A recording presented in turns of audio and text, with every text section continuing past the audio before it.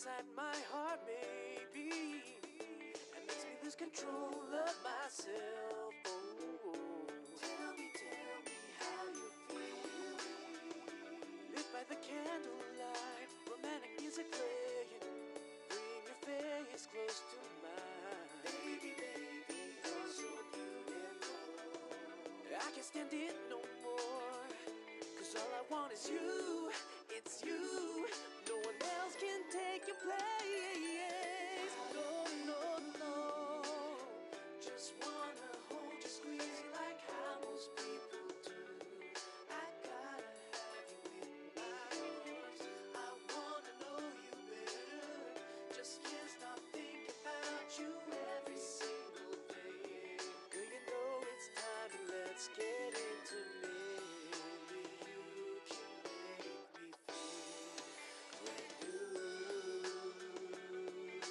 What's up, Hakabentai? It's your boy, Coach VIP, coming at you with some more Dead or Alive Extreme Venus Vacation. And in today's video, we will be exploring the new player experience, but as a player who has 1,000 hours in the game.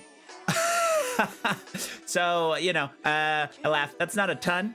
Especially if you are specifically comparing to other individuals who are really established players, but I think that it might give me some interesting perspective in approaching the new player experience, and hopefully any of you new players out there just joining the game now for the 2-year anniversary, or maybe you're seeing this video and it's the 3-year anniversary or so on, whatever. Some of the things might change, and honestly, I might not even be as proficient as I think about my approach. So another reason for me to make this video is to take some opportunity to even figure that out for myself. So today's video, we will rock out the wait, where's my, there we go. Hit me with the good gasm good. Yeah, all right. So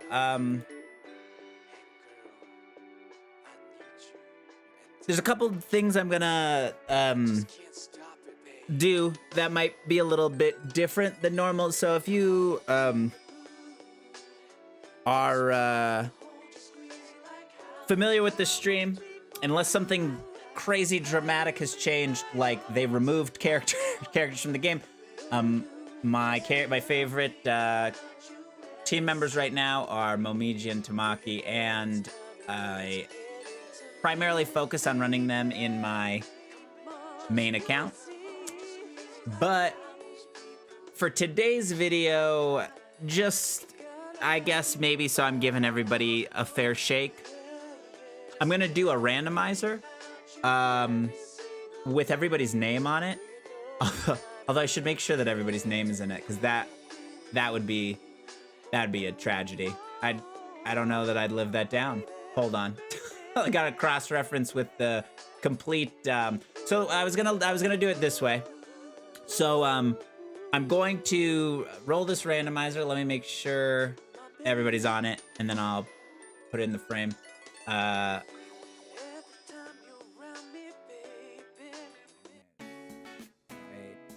then, okay, so the current ladies available in the, might as well actually go through this together, because that's worthwhile. So let me switch scenes here, drop into the Reddit review scene, but only because it allows me to easily share what I'm looking at in my web browser.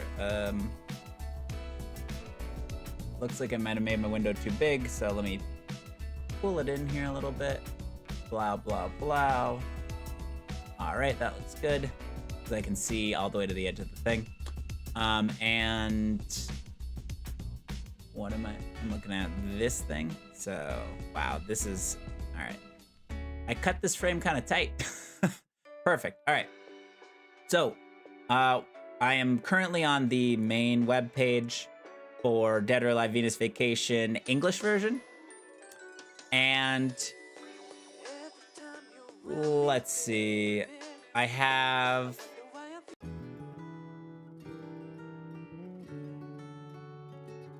Let's start. I guess we'll go in order. I have to figure out if I have everything on the list at the same time. So let me pull out my picker just so I can cross-reference it. And then I'll share the picker with you all as well. All right. So I'm going to go backwards just because it's easier to go. So these are the latest. And then this is like reverse chronological order. So Sayuri just got added. It was just her birthday. And Monica, Kana, Nagisa, Fiona, Leifeng, Tamaki, Luna, Marie Rose, Honika. Oh shit. What? They're all on the list. Kasumi, Ayane, Kokoro, Niotengu, Hitomi, Momiji, Helena, and Misaki. Okay, so everybody's on the list. Everybody's on the list. I guess in chronological order, I'll show off a little bit. Just for people who maybe are only just getting started in the game, you can pause on any of these. Ooh, let me see if I can zoom this in a bit.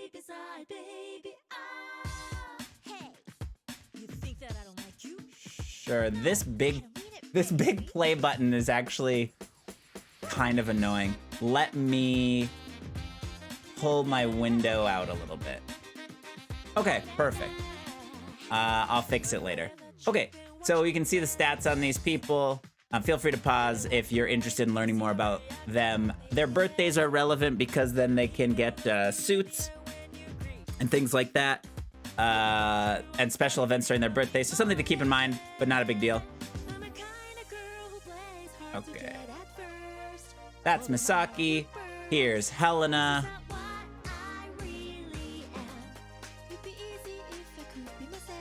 The Bae, the goddess herself. Momiji. Oh, you can kind of see the picture in frame. Maybe if I tuck it a little more like this and keep the circle out but put the picture in. Okay. Hitomi.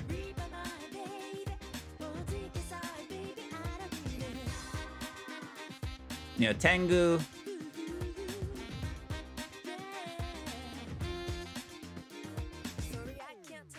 Kokoro.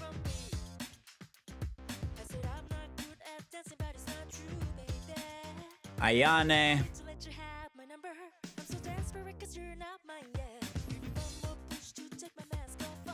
Kasumi.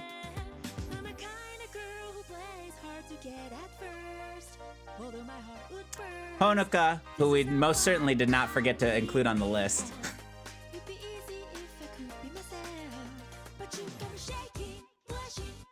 Marie.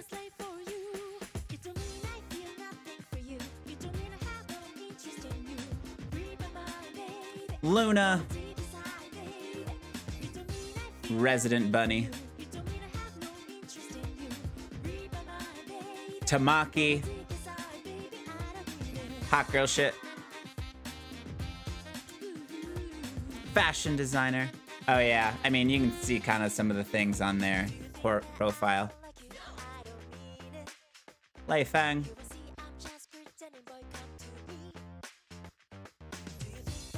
Fiona.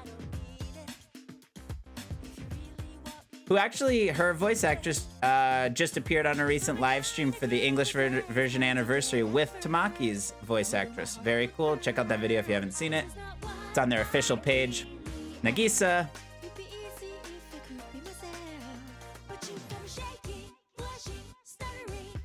Kana. Excuse me. I'm like, keep tweaking the frame like a jerk. Monica.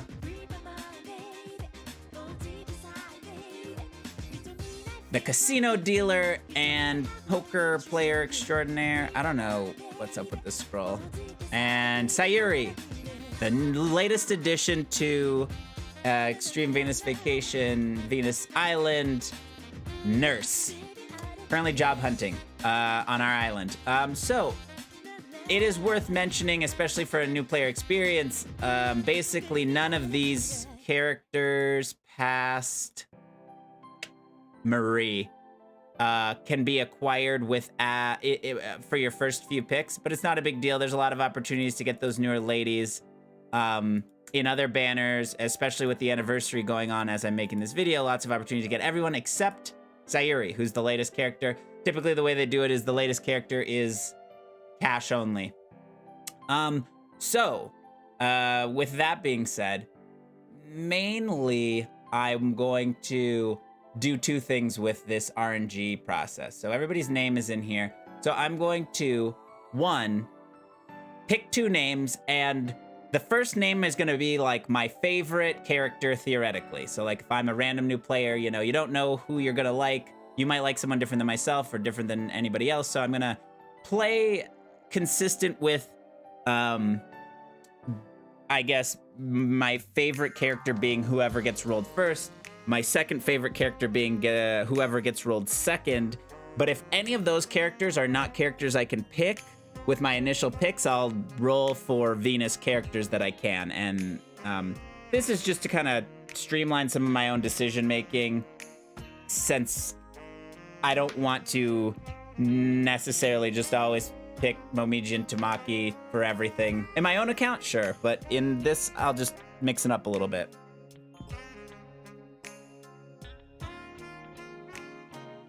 So, let's roll the dice and get this first pick out of the way to see who is my beginner account, fresh start, favorite waifu.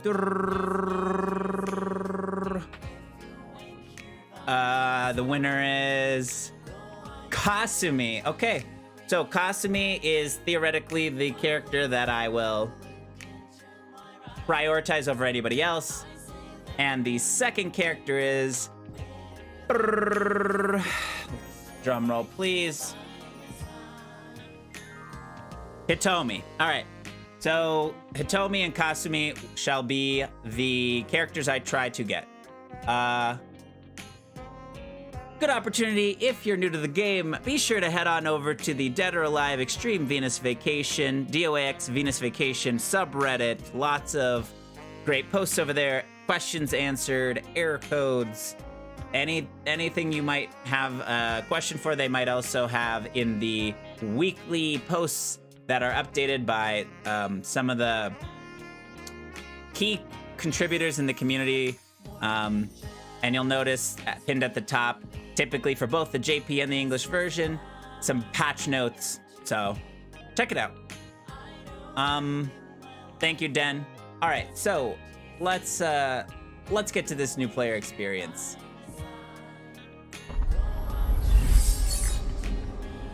This account, theoretically, nothing has been done on it at all. Like, I haven't even launched the game, really. So this will be a ride where you can follow along. I might include timestamps in this video or another edited version where I skip through some of the stuff that doesn't matter or things like this, but for now, we'll pause our music. We will switch to a full screen setup, but you can catch us on Twitch at twitch.tv/CoachVIP, on YouTube, DOAXVV_VIP. I've renamed my channel to CoachVIP now as well. Instagram, DOAXVV_VIP, and on Reddit.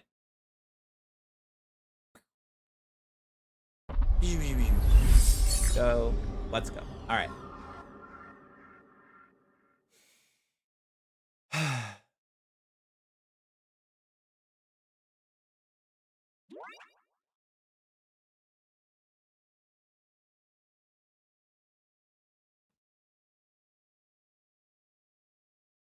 Why is the game muted? Okay. This is fun. I'm being as sarcastic as possible. It's very usual, and it's uh, me having sound issues with this fucking game is not that bizarre. So here I am. Huh. We'll just enjoy it. Muted. I'll play music while we wait for the sound. And I'm gonna try not to get pissed off about this. I'm very... Let me just say, I've actually been trying to make this particular video for over a week now, but every time I try to do this shit, something is wrong with the fucking sound. So like I am my patience is gone for this and this type of problem and whatever the fuck is going on here. So I apologize that there's no game sound for some unknown reason.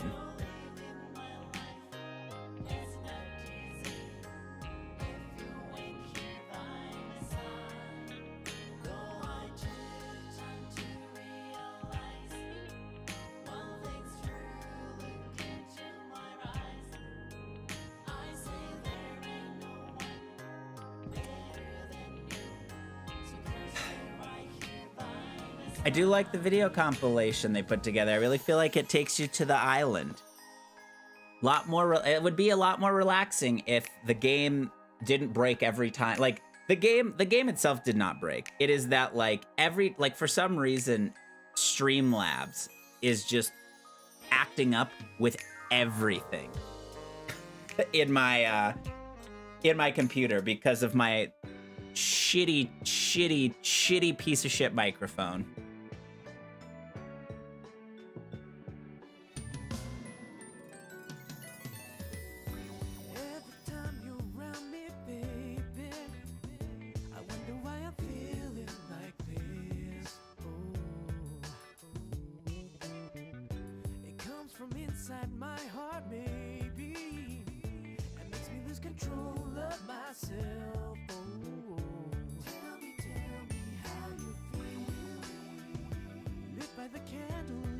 Our personal assistant, Misaki. We love Misaki.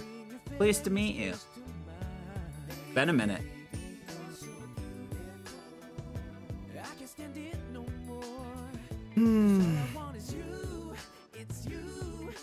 God, I really want to do this video. I don't know what to do about the fact that this shit, like, I don't know when if we'll get sound, but we'll try.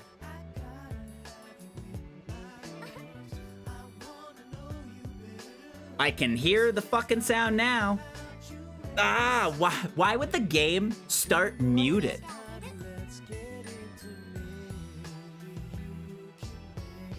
Why?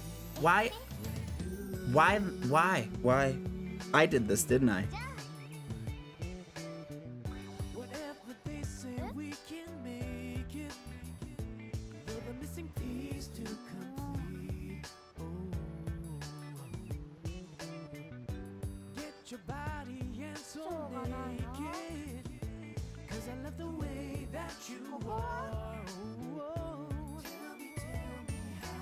The Venus Festival. We love the Venus Festival.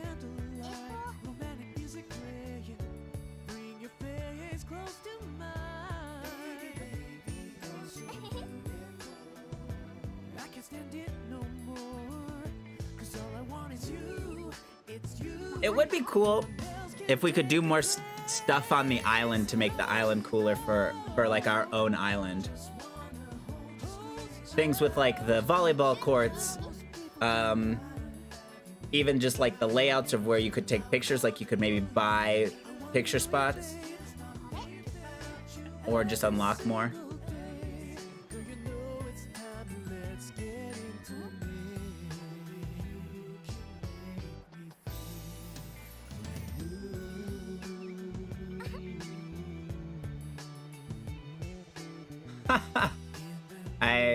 That made me laugh. What a stupid joke.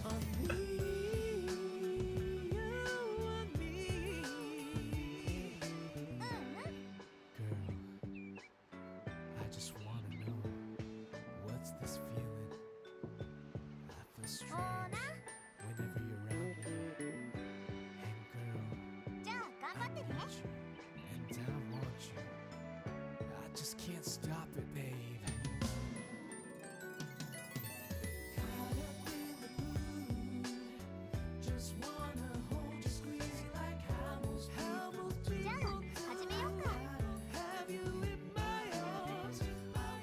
All right, what's our name? You can change your name at any time, which is cool. We'll just go assistant coach. Can I fit assistant coach VIP? Nope.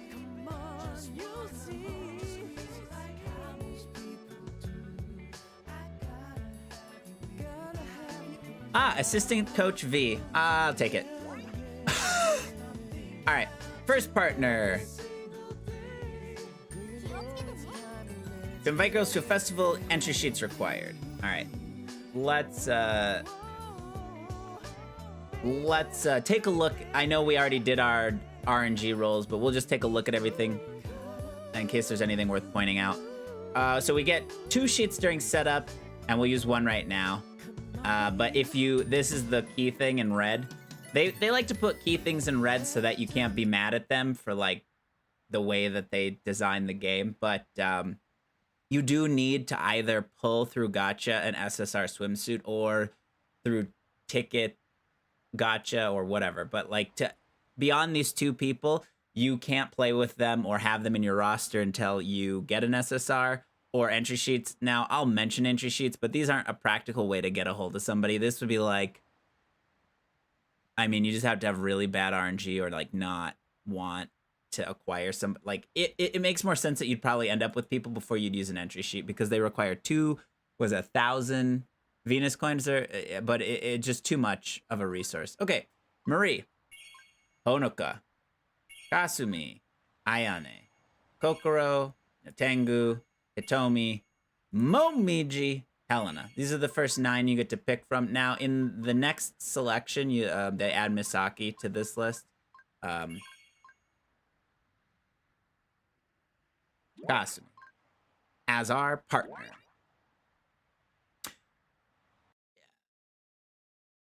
Is it gonna play another cutscene without music?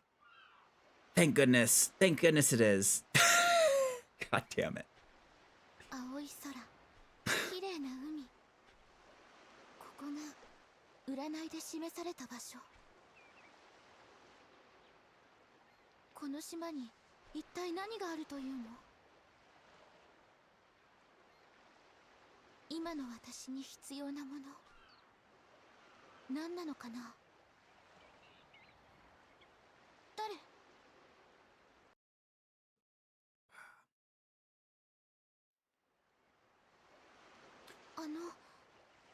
あなたは？ So this is pretty standard. When you unlock a new lady, it'll stop whatever you're doing and play a cutscene. You can skip it, but it's kind of like you're inviting them thing. でもこれがそうなのかな。うん。やっぱり私でよければよろしくお願いしますね、オーナーさん。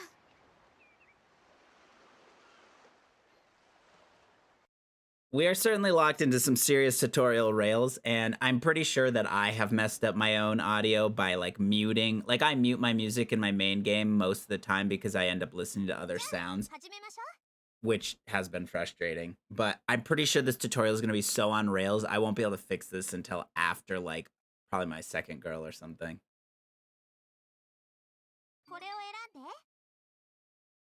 Yeah. All right, so yeah, I can't even. we're just gonna blast the tutorial on rails. Let me see if there's anything worth mentioning in these pop-ups. Yeah, so main, daily, and event. I suppose I'll talk about that more, but main you kind of need to play by default. I would consider that like the storyline festivals. Then there's the daily festivals, which are kind of like the enhancing or awakening for outfit, not awakening, but like enhancing or improving awakening outfit or getting money, things like that. And then event is your bread and butter, grind those things over everything else in most cases to collect event currency, which you exchange for better goods. But your recommended tab will typically pick like what it thinks you should be playing, and it doesn't recommend main story stuff if you've beat everything. Practice match. So we'll do the tutorial festival. Rails on rails on rails on rails on rails. So you get 2. They're going to sub in Misaki for us. I'll talk a little bit about the way that you play with respect to Ace that they just mentioned and things like that later, though, so as to not slow down this part of the playthrough. Okay, parameters and stamina status are displayed on the left for the owner and on the right for the opposing team. Red numbers are power, green numbers are technique, yellow numbers show stamina and remaining stamina gauge. You'll see how this plays out. There's some slightly more involved math that goes into how your RNG is calculated, but it tends to be pretty obvious the overall how it works. So there's attacker, receiver. So the ball, if they showed the animation, I'd show better, but like, you know, your number will appear on the left, their number will appear on the right, and the actual image here, the one where it looks like they're spiking the ball, this is who is attacking currently, and when you're receiving the ball, they'll be in this like bump position. Now, this doesn't mean who's actively touching the ball or hitting it over the net, because they do a volley back and forth before they do the score calculation. That should be obvious here in a second.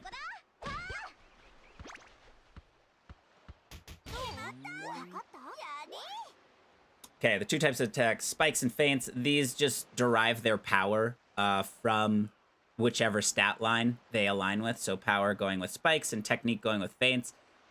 You can change your strategy to have them emphasize spike or feints. However, it is very important to note that you can tell them to be spiking or use power every time, and they might not do that. And that's not your fault. There are abilities you can get that'll improve the likelihood of that, but at the end of the day, a lot of that's out of your control. So you just do your best to equip them for all of that. Okay, whenever a point is squared, the tension gauge will rise. If the ace participates, the tension gauge rises faster. If the tension gauge reaches max, click on it to activate a tension burst. Girls' parameters rise during a burst, so go ahead and try it out.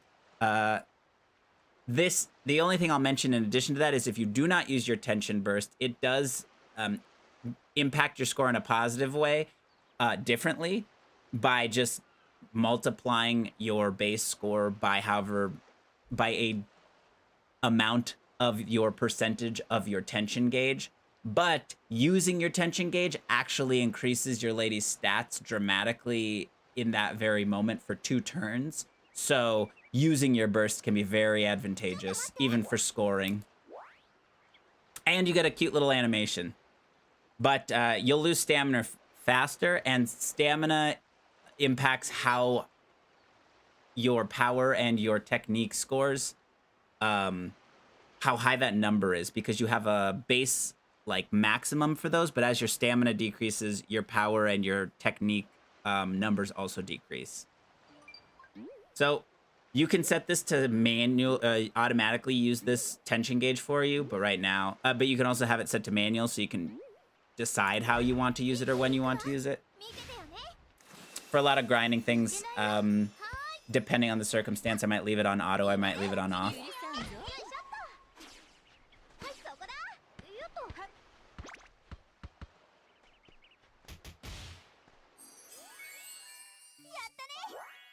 Oh yay, our first win. Okay, so yeah, the harder and higher the matches are, they tend to range from 3 to 8 points for victory. First team to the number of points wins. If you lose, you get some. You don't. Basically, it's bad. Losing is bad, but it's not like the worst. Your appeal points. There's like nuance to that, but I think that that's something you learn as you become a more veteran player. If you win a match, you get girl EXP. You do not get a lot of this EXP, especially considering how high the levels can go for the ladies. And so grinding for EXP, just expect it to take a long, long time. There are other ways to get EXP. And at the end of the match, you can apply to be the person you paired up with's friend if you liked their partner or things like that. But if you don't do it at this window, you lose the opportunity to do it through without their friend ID code. It's good to have friends for a variety of reasons too. Okay, so now we have to invite our second girl, and we have one more free invitation, and then no more free invitations. And then she points out that we could use it on her. I can show entry sheets, but I don't really want to encourage anybody using them. I think they're bad. Okay, so yeah, see, sometimes I don't do the things that I say I'm gonna do, because we were gonna pick Hitomi, but we're picking Misaki. That is part of how it works over here. All right, for the love of God, I just want to turn the music on.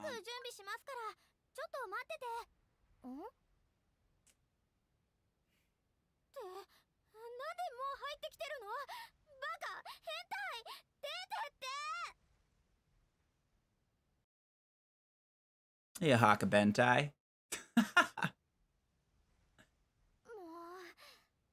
で、何の用ですか？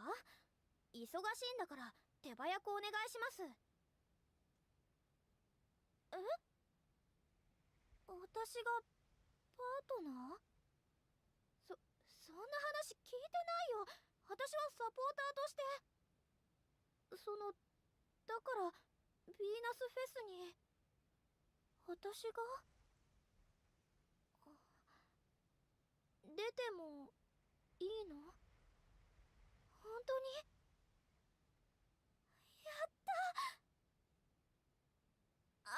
でもじゃあサポートは兼任だよね、やっぱり。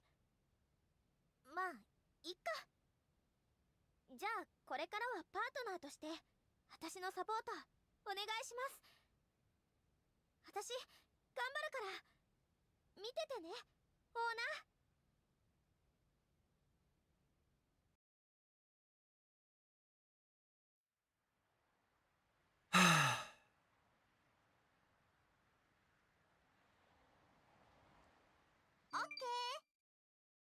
All right, we've chosen our two people, and they're gonna rails us again, so no music for your boy. I'm starting to get mad. We're just gonna play motherfucking music. Fucking game. All right, so you can recruit a guest, which they didn't, I guess, let us show that last time.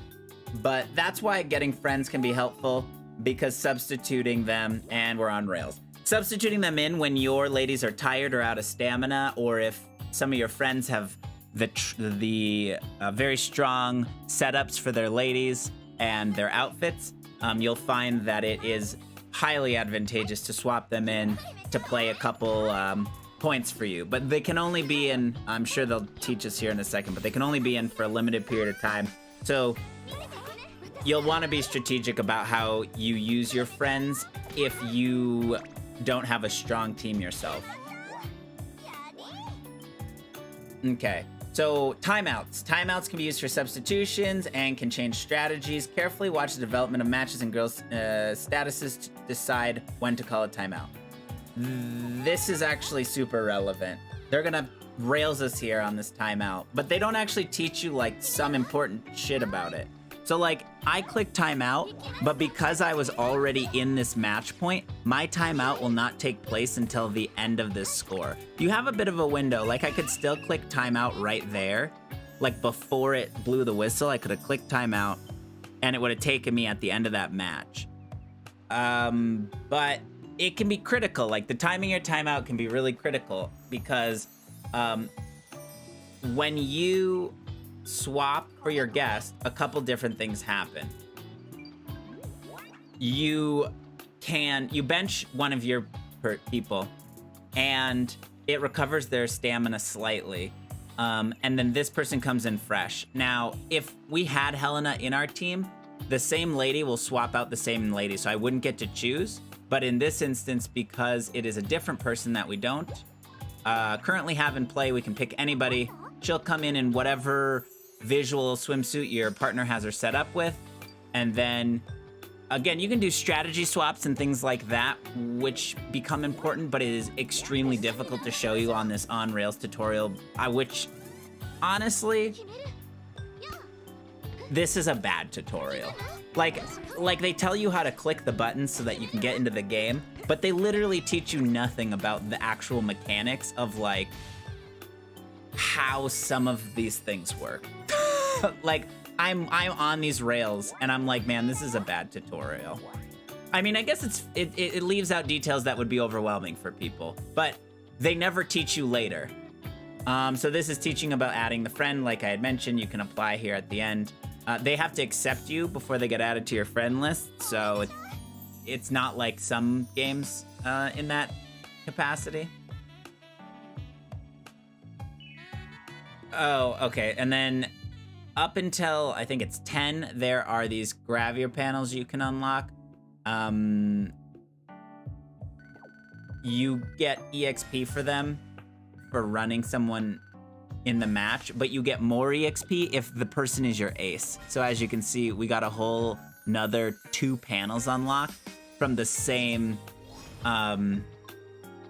ish match. Now we could watch this right now, but I'm not going to, and I'll explain why later. There's a couple different important reasons why we're not gonna watch this right now. But I'll explain it once the game, like, lets me do anything that isn't its dumb tutorial. Like, I mean, if you're just helpless, this tutorial is helpful. All right, tutorial gotcha ticket, and what is it gonna just make us do some more things before I can just turn the audio on, please? Cool. So the tutorial seems like it's just like an instance thing. It's not even like your proper account setup.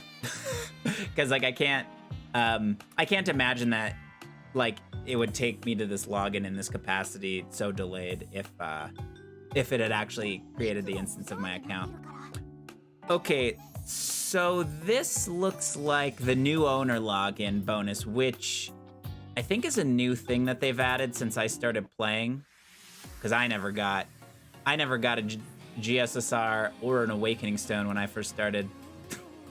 That's cool. I don't even know why they're giving me that award, but... So the music is on.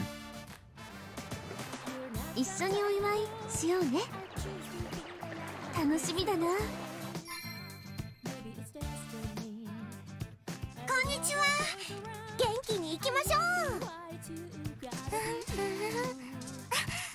んにちは。よくぞ参られた。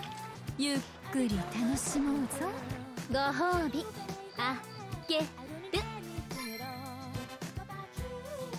ルナにお任せ。イエイ。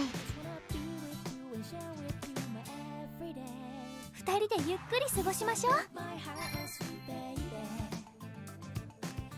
準備はよろしいですか？頼りにしてね。では楽しむぞ。わかりました。一休みします？少しだけですよ。あなた頑張らなきゃ。期待には応えてあげるわ。休憩入ります。やっぱりダメ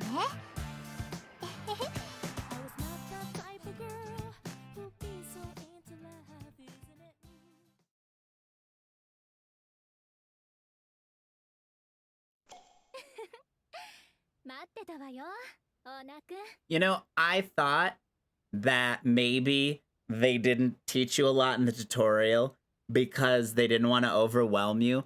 And then the first thing they do when you actually log into the game past the tutorial is they run a commercial where they sell you on all the stuff that's going on in the anniversary right now, which means they don't really care about the overwhelm part, but they do care about making sure you know about their gacha, which is legit. I honestly vibe that.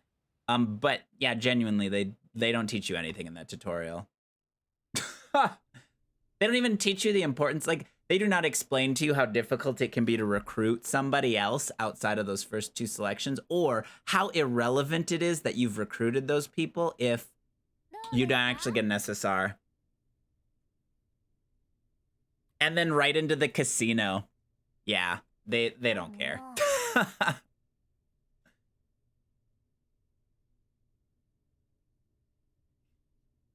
Yeah, I don't know that there's anything worse than being in a bad on Rails tutorial.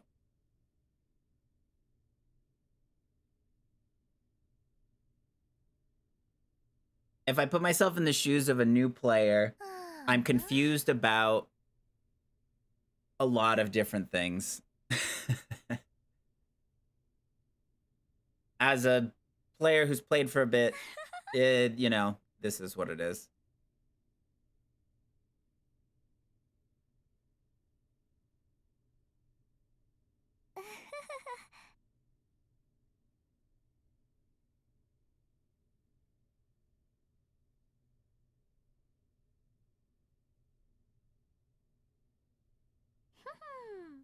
Although, to be fair, I guess this kind of catches you up automatically to the point of the story where this is, because she summarizes it really well. She's like, okay, I came here, and she explains like why she came to the island. She explains why there's now a casino. She explains your role and her role in that. And then she gets you hype about her, I guess, which is cool.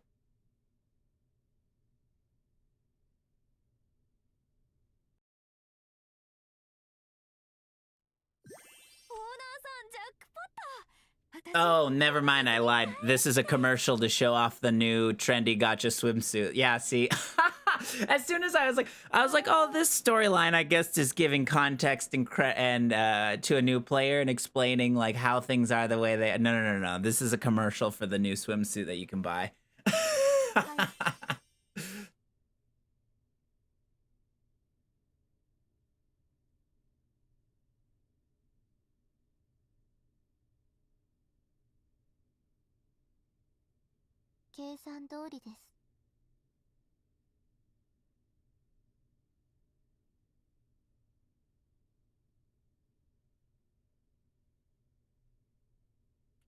Okay, so we're kind of going back to like a memory style episode where we're getting context for like where we're getting introduced to the way that some of the ladies will solve problems or the way that they think about things from their perspective, which allows you to kind of understand the relationships of the owner and the women on the island.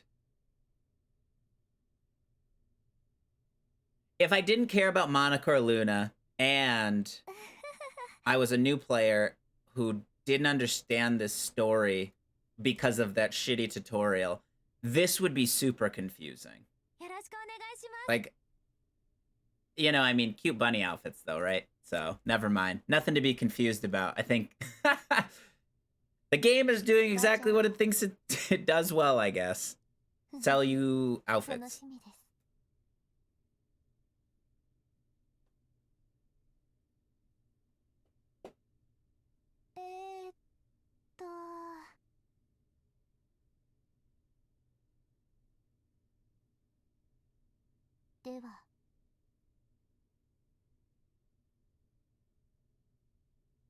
How the fuck did it take me 20 minutes to do the on Rails tutorial and watch all these like in-game advertisements for their own products? This is so much. You can't even all skip this. This is that wow.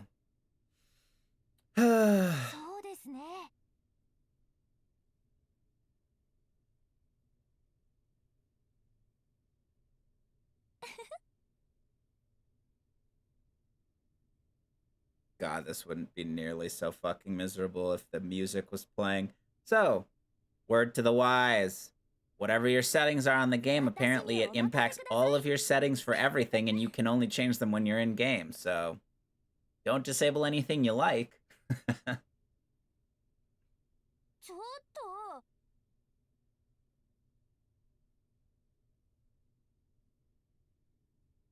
Honestly, yeah, I enjoyed the story the first time I saw it, and I would enjoy it more right now if I didn't feel so like I don't really like when games make me do shit that I do not feel like doing.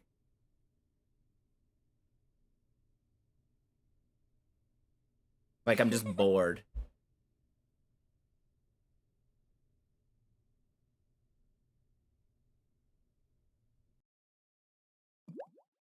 Oh, yay, another reward.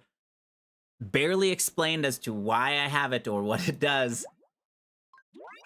I haven't even logged in. How is this the new player experience? Who fucking designed this? Okay.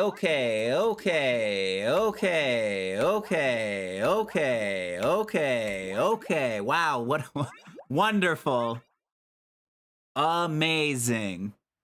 Dude, if I spent like 7 hours trying to get through the goddamn VPN firewall or whatever to be able to do this, that's the thing that would keep me most motivated to not get pissed off and quit playing when, oh yeah, you won't be able to see it because I don't have it set up for text right now.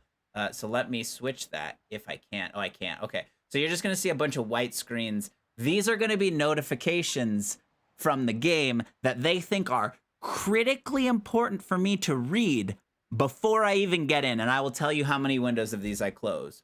So I said okay to the gifts like what? 10 times. Okay. One window notification closed, which was advertising a gotcha. Second window notification closed, advertising a gotcha. Third window notification closed because they made a mistake. Fourth window notification closed about an event that isn't even going on anymore. Fifth window notification closed about the fact that they did maintenance. Sixth window notification closed about everything going on right now with the 2-year anniversary event. Seventh window notification closed about 2 other fucking gotcha that don't even matter. A redundant notification of 2-year anniversary gotcha again. I don't even know what fucking number I'm on right now. 8. Here's the notification about how you can spend money right now in case you didn't have stones to... What are we on, 10? So 10 notifications and I'm still on fucking tutorial rails? Jesus Christ. People are never gonna find out how fucking good this game is if they have to do all this fucking bad bullshit. This is bad new player game design, and I'm actually really mad about it right now. What the fuck? Who is signing off on this shit? Fix your goddamn on-ramp. You can't even skip some of this. Yay, SSR swimsuit guaranteed.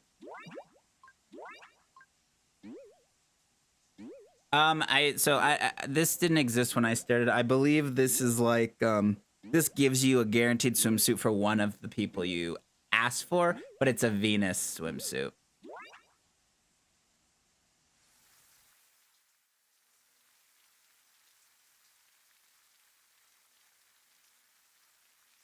Oh yeah, the music still isn't on.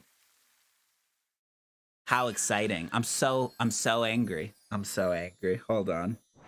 I didn't turn the music on. My own fault.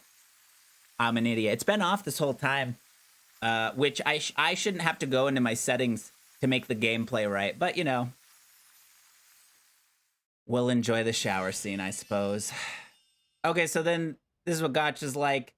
When you get an SSR, it lets you know in that capacity, you kind of get some pan shots. Depending on the type of SSR, so for example, this is a tech SSR, I could tell that from the way that the shower cutscene worked because the cutscenes change depending on what type of outfit they are. This is called a bromide. I'm not going to explain the specifics of that right this very moment. these swimsuits, these Venus swimsuits, these are bad. You see how there's that blank spot at the bottom? It goes A, double reverse attack feint, D, P, natural receiver 3, and then that percentage number is low. And then the third spot's blank. That doesn't fill in or anything. The suits have what they have, so that is why, in general, Venus suits are considered not to be great. The stats are low, and they don't even have abilities. And we're still on rails. We're still on rails, and we don't have volume. Thanks, Misaki. I wonder what would happen if I just Alt F forward right now. Like, with the game, is the game so good about, like, fucking you over with exactly what you were required to do that they would just pop me right back into this goddamn PowerPoint presentation? PowerPoint presentation? What in the fuck? Who designed this? Bad, bad, bad. Get a better new player experience. Where's my... I clicked the wrong thing.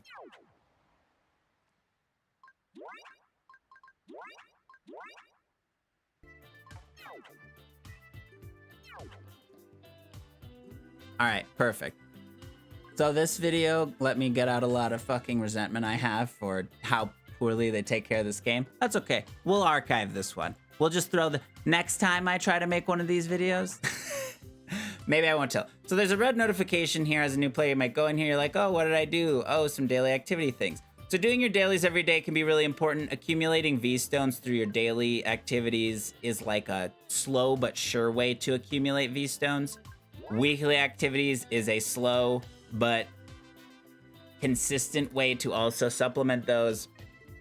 Your owner missions will have a variety of things in them. If you complete through just the normal main storyline stage, you'll get enough of these to do another guaranteed SSR outfit from the Venus gacha. Again, not that great.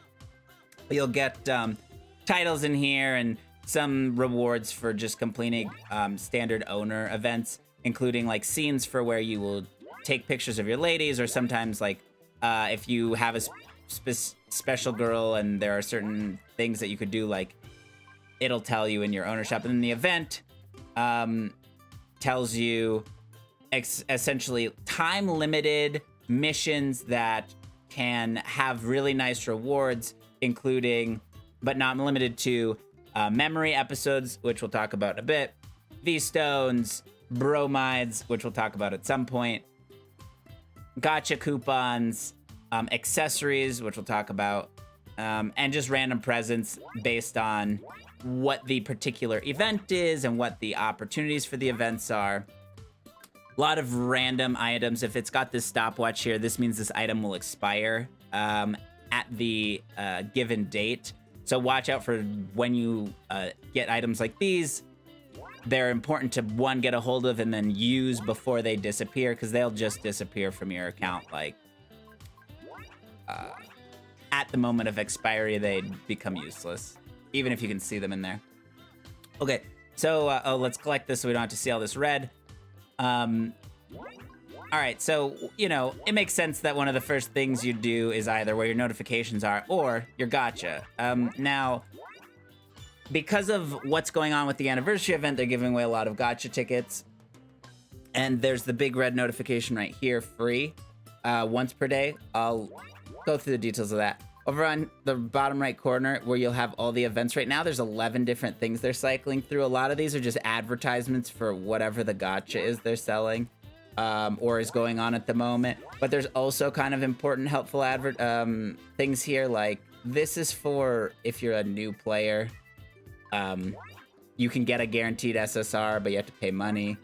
And then, like, you know, advertisement. Purchase V-Stone double, that's an advertisement. And then this is a direction for how, as a new player, you could get an SSR coupon. So just to go through like this main page, since we're chilling here, whomever your partner, main partner person is, and I can show you how to change that very quickly once we get to that menu option on the list. But whoever your main partner is, they'll just hang out here and they'll idle. Sometimes they'll talk at you. And they'll be wearing whatever swimsuit you have them set up for. You can go into taking a picture right here, right now. Or you can go other places. This icon takes you to your owner's room. We'll cover that later. The casino is new. We'll also cover that later. And then this icon, I think, is particularly important for new players because there's a lot of opportunity here. Even some older players might not know about this. But friend referral code. So this is your friend ID code. And you can type in someone else's referral code if your account is younger than 30 days old. Now, there's a pop-up here that explains how it works. Because you'll get like V-Stones and they'll get V-Stones, and I think I got, yeah, let me see. So this says, first time only, you can get 5,000 V-Stones if you invite somebody and they play the tutorial. So if I put someone's code in, they'd get 5k V-Stones for me playing the tutorial, but it's only the first time if I'm referring. And then 10k V-Stones for every owner that reaches level 25, up to 3 times. So you can get like 35,000 free V-Stones just from this friend referral activity. And honestly, in my opinion, that's like, it's not a ton, but it's like, what, a couple weeks worth, or depending, like a month worth of V-Stones that you could farm just for typing in some codes. People in the Discord exchange codes and things like that. Across the top here, far right corner, this is how many V-Stones you currently have. Now, you can't see it in this menu, but this is actually segmented between paid V-Stones and free V-Stones. I'll talk about that later. These are friend points. You'll get a lot of those, don't worry about it. These are your Zac dollars. You use these for a lot of things. There are certain bottlenecks where you will experience a lack of money, but then eventually it doesn't matter. Like, you'll have plenty. This is your energy bar, you know, mobile game style, refills over time, blah, blah, blah. However, there's basically some parameters to how you can refill your stamina. Let's say if you wanted to farm a lot, there are ways where they won't allow you to do that because it can't refill past a certain point without it getting wasted. And the other thing is, every time you level your owner level, you will refill your FP stamina to the value of the new cap. And so this cap increases with each level. It refills fully with each level. However, it can only refill so much. So for example, if we leveled right now without using any of this FP, we might get like 60. And we'd be 60 out of, or maybe let's just say 65 out of 35. Maybe it goes up to 35 FP at that point. But the big problem we'd have is if we leveled again before we used that stamina low enough, our level up would be wasted. The primary way you level up is through memories. So I'll explain that once we get there. Okay, home, this is home. Festivals, this is where you do the matches as the On Rails tutorial showed us.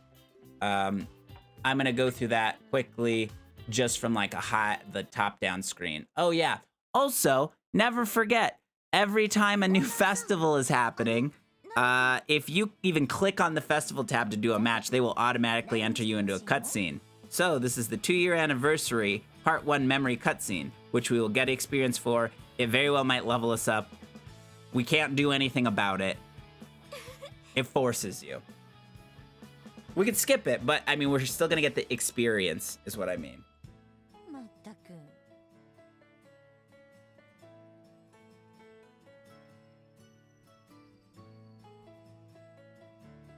It's kind of nice. In the memories, you'll notice that you kind of get like, the ladies have their personalities and they let them shine in the memories, and you'll get to learn more about their backstory and more about their history and more about them in general. Which kind of makes you grow fonder to all of them.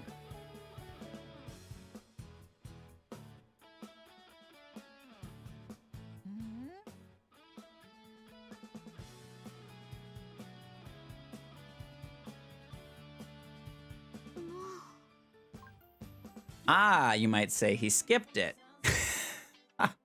Oh, we did level 2. And honestly, we might have leveled too much. Did we get more than 1 level? Okay, yeah, so we're on tutorial rails again. What I've mentioned, you'll get owner EXP, and your owner level increase your upper level in your FP, and your FP is a resource needed to participate in festivals. Collect memories to increase your level. we can go through the memories so you can show how to rewatch. That was my main point in skipping it, is that we'll be able to rewatch. But I can show that really quickly. Oh yeah, so then the first time you ever go to the festival event screen, which we got forced to go to because it's the first time we clicked on festival since the festival has started, aka fresh account, she'll explain what it is you need to do. These are helpful things to read, you know, if you're clueless. Most of the time it's kind of just like, they're like, see, we told you how it worked. Very specifically, except like, look at how much text there is. Oh, you can acquire this by doing this thing, and then you can get this by exchanging it, and then you can use these to get this from this festival, but if you don't have it, then you won't get that, but also, there's a whole nother festival. Yeah, like, this is, like, oh my god. Where's my PowerPoint slideshow with more pictures as opposed to text? Yeah. These are like flavor text. A lot of this ends up saying the same thing if you've done more than one of these, and it just explains like how the outfit bonuses work. There's like really good charts that they'll include in the patch notes, which honestly are just easier to follow. So you'll notice that like I clicked festival, but just like this is not the festival screen, as misleading as that situation is. That was the event screen, which I'll just show by navigating to. So I click home again. This is the event screen where these things are. And now from the event, I can go to the event festivals, or I can go to the event gacha, or I can trade my items, or I can watch all that bullshit again. Like, oh, and then you can see like what other rewards are available based on like how your score performs. Most of the time these aren't gonna like be that great, but if there's a ranking PvP thing, player versus player score competition, you'll notice tabs up here, and those rewards are worth checking out and acquiring. So yes, that is the events tab. The festival tab is actually just gonna take you to this island screen where on the right you have like a list of your festivals, but in the middle you can actually click on them too to go to whichever event you want to. So this corresponds with this, and you can kind of see whichever picture indicates which it is. So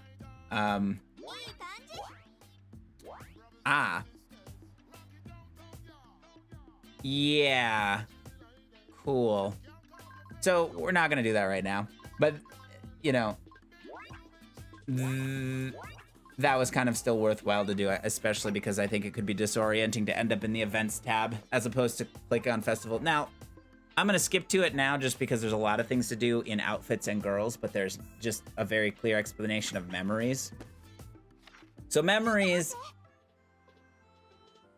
you'll have your bromides from your SSRs, you'll have your cheering boards, your electrifying pens. They're talking to you about shit that you have no idea what this is, probably, unless you've played before. You probably don't know what a malfunction bromide is, you don't know what a regular bromide is, you don't even know what a cheering board is, unless you've already dabbled in some of the other menus. So, this is your memories. You can rewatch any video that you've collected. There are some videos that are collected in a very specific way. These 9 videos unlock just by doing the storyline quest. These Gravure panels unlock as you get satisfaction on your ladies, and they are character specific. There's 10 of them. You can dress them up so they'll appear in the certain swimsuit when they're in the actual story. And watching this will give EXP, which will increase the owner level. Watching any of these with the new icon over them will give EXP, which will increase owner level. You'll get the #1 of the character episodes when you first invite somebody to the island, and then the subsequent episodes are based on character level. And as you can see, the last episode for some of these ladies doesn't even unlock until level 80, and this is a very high level to get to. Event episodes. So there's a couple of things on this page which are worthwhile. So this is the current event, and it will always update to whatever the current event is. This is the episode that I skipped, so we could click on this play button and watch it again. We won't get EXP this time, but we would be able to see it since I had skipped it, and I will do that sometimes just to get through an episode. These ones are things left to unlock. It doesn't specify how to unlock them here. Sometimes it's literally just like increasing your score in an event. Sometimes you need to exchange for them. Sometimes you need to do something specific like accumulate a certain number of tokens. You can typically find that information either in the mission tab or in the event scoreboard. You'll notice like one of the score level rewards is like an episode. Collecting all the episodes every week is really helpful because of how it impacts owner level. If you click this paper-clipped note in the upper right-hand corner event list, you can open and close the event list, and the bottom one is the most recent event, but you can scroll up, and it's actually like it was not even illustrating or like loading what those were because I was scrolling so fast. It was just showing redundant old events.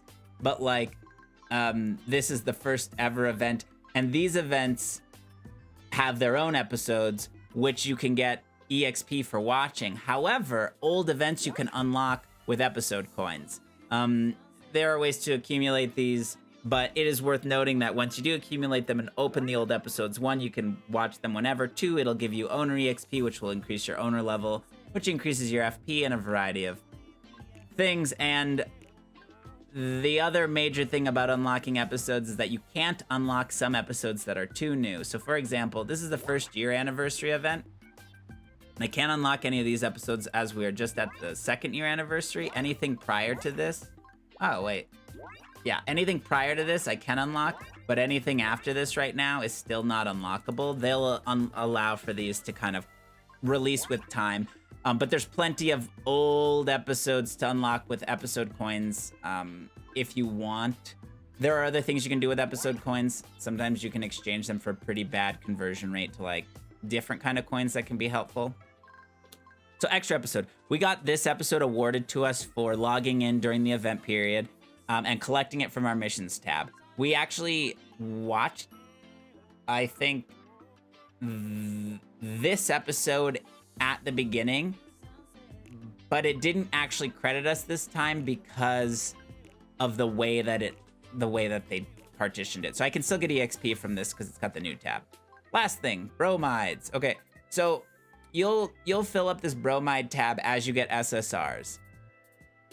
You can look at them just to see what they look like in full screen for whatever reason. But you can use these things that they mention when you log in called electrifying pens. They're a slightly more difficult to acquire item that are periodically awarded from like logins or whatever the case is. We got apparently 5 for logging in, but you need money.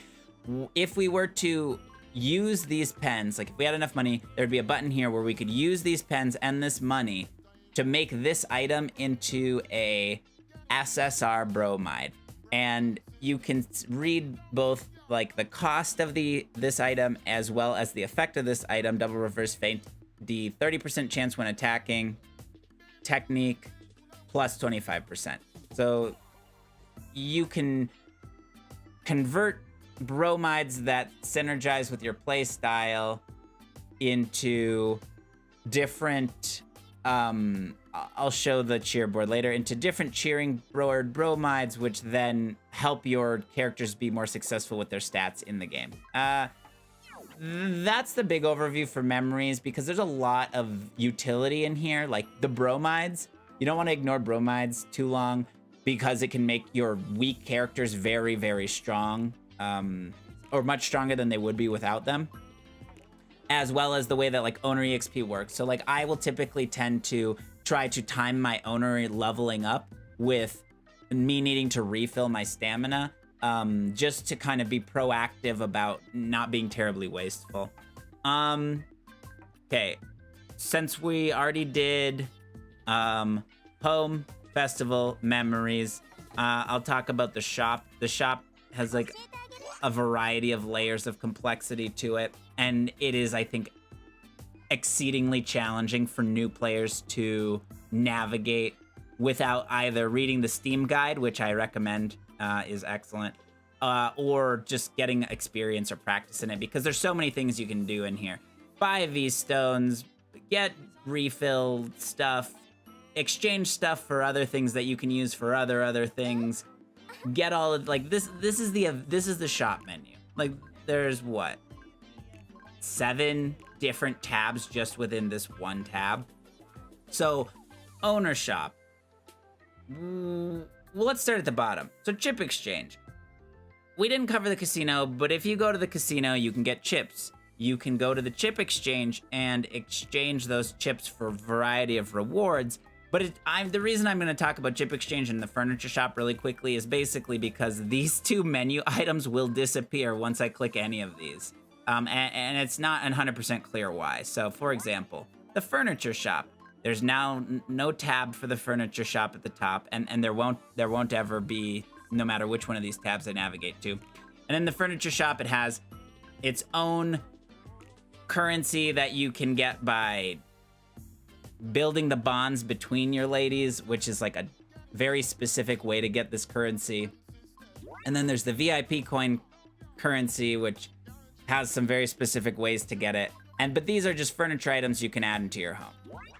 And decorate your player room and put your own like appeal. Now, sometimes you'll find that there are time limited items in here, like there's only 3 left this month, or these items will disappear on 4/13. So like, I like to check in here periodically to see if there's furniture items worth picking up.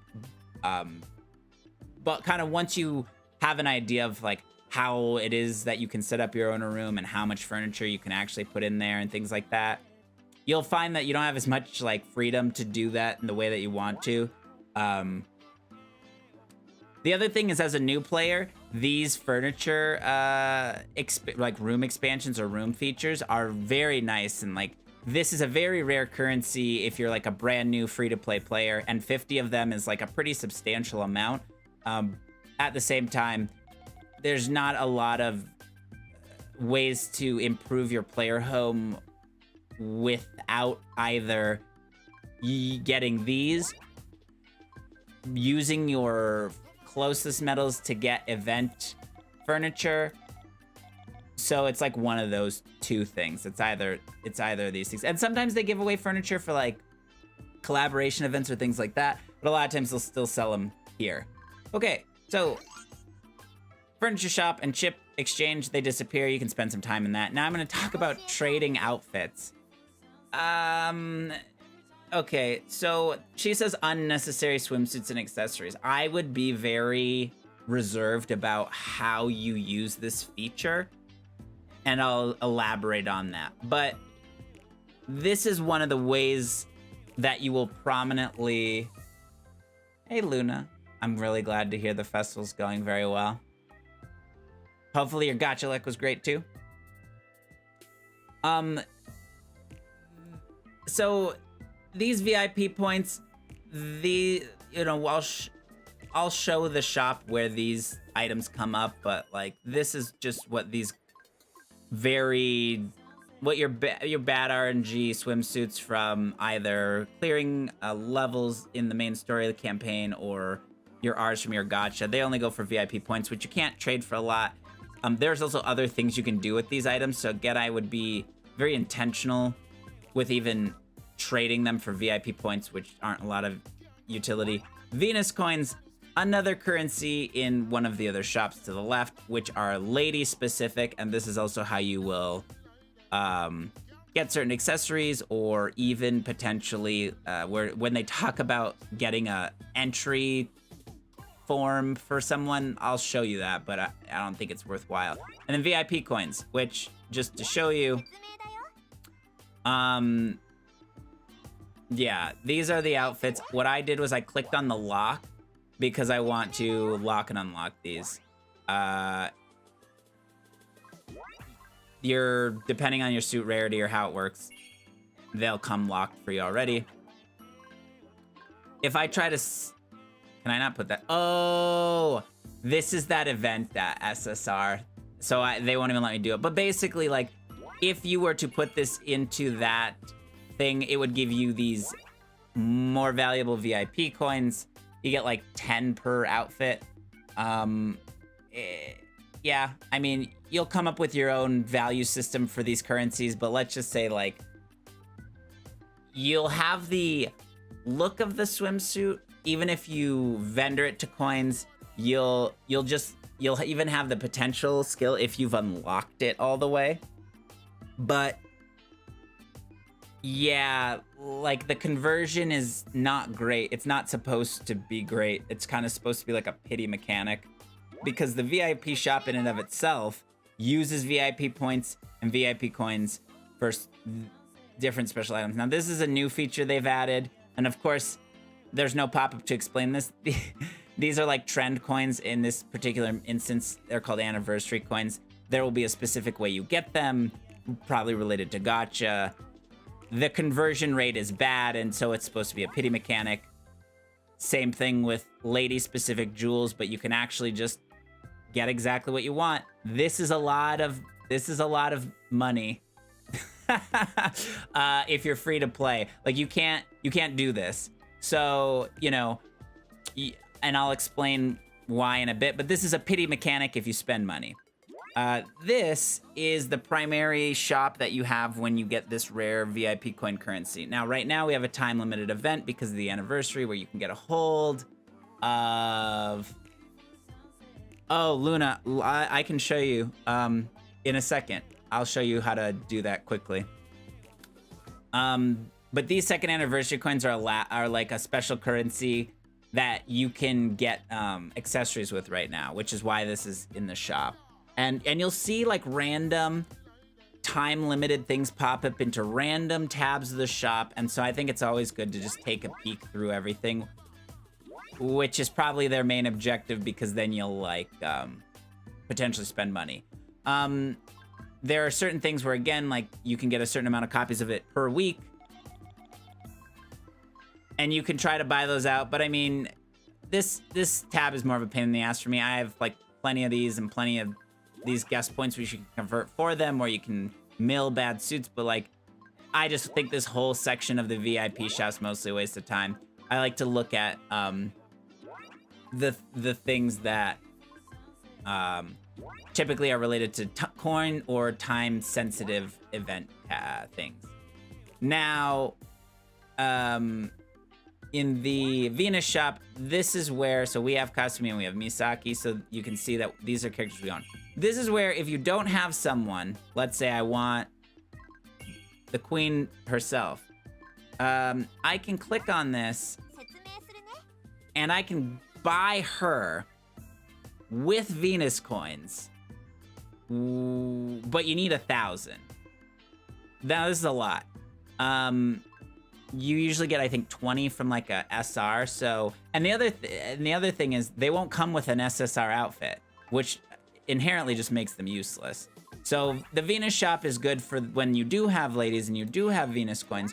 You can come in here and you can pick up, sometimes there's free things, but you can pick up things like for the photo mode, you can pick up different hairstyles. You can pick up different photo locations. You can pick up different accessories.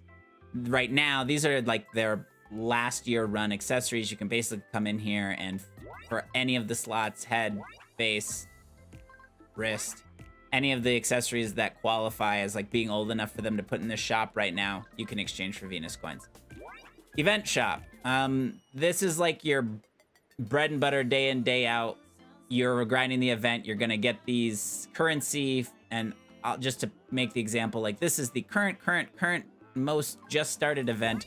This is last week's event, but it's actually still running.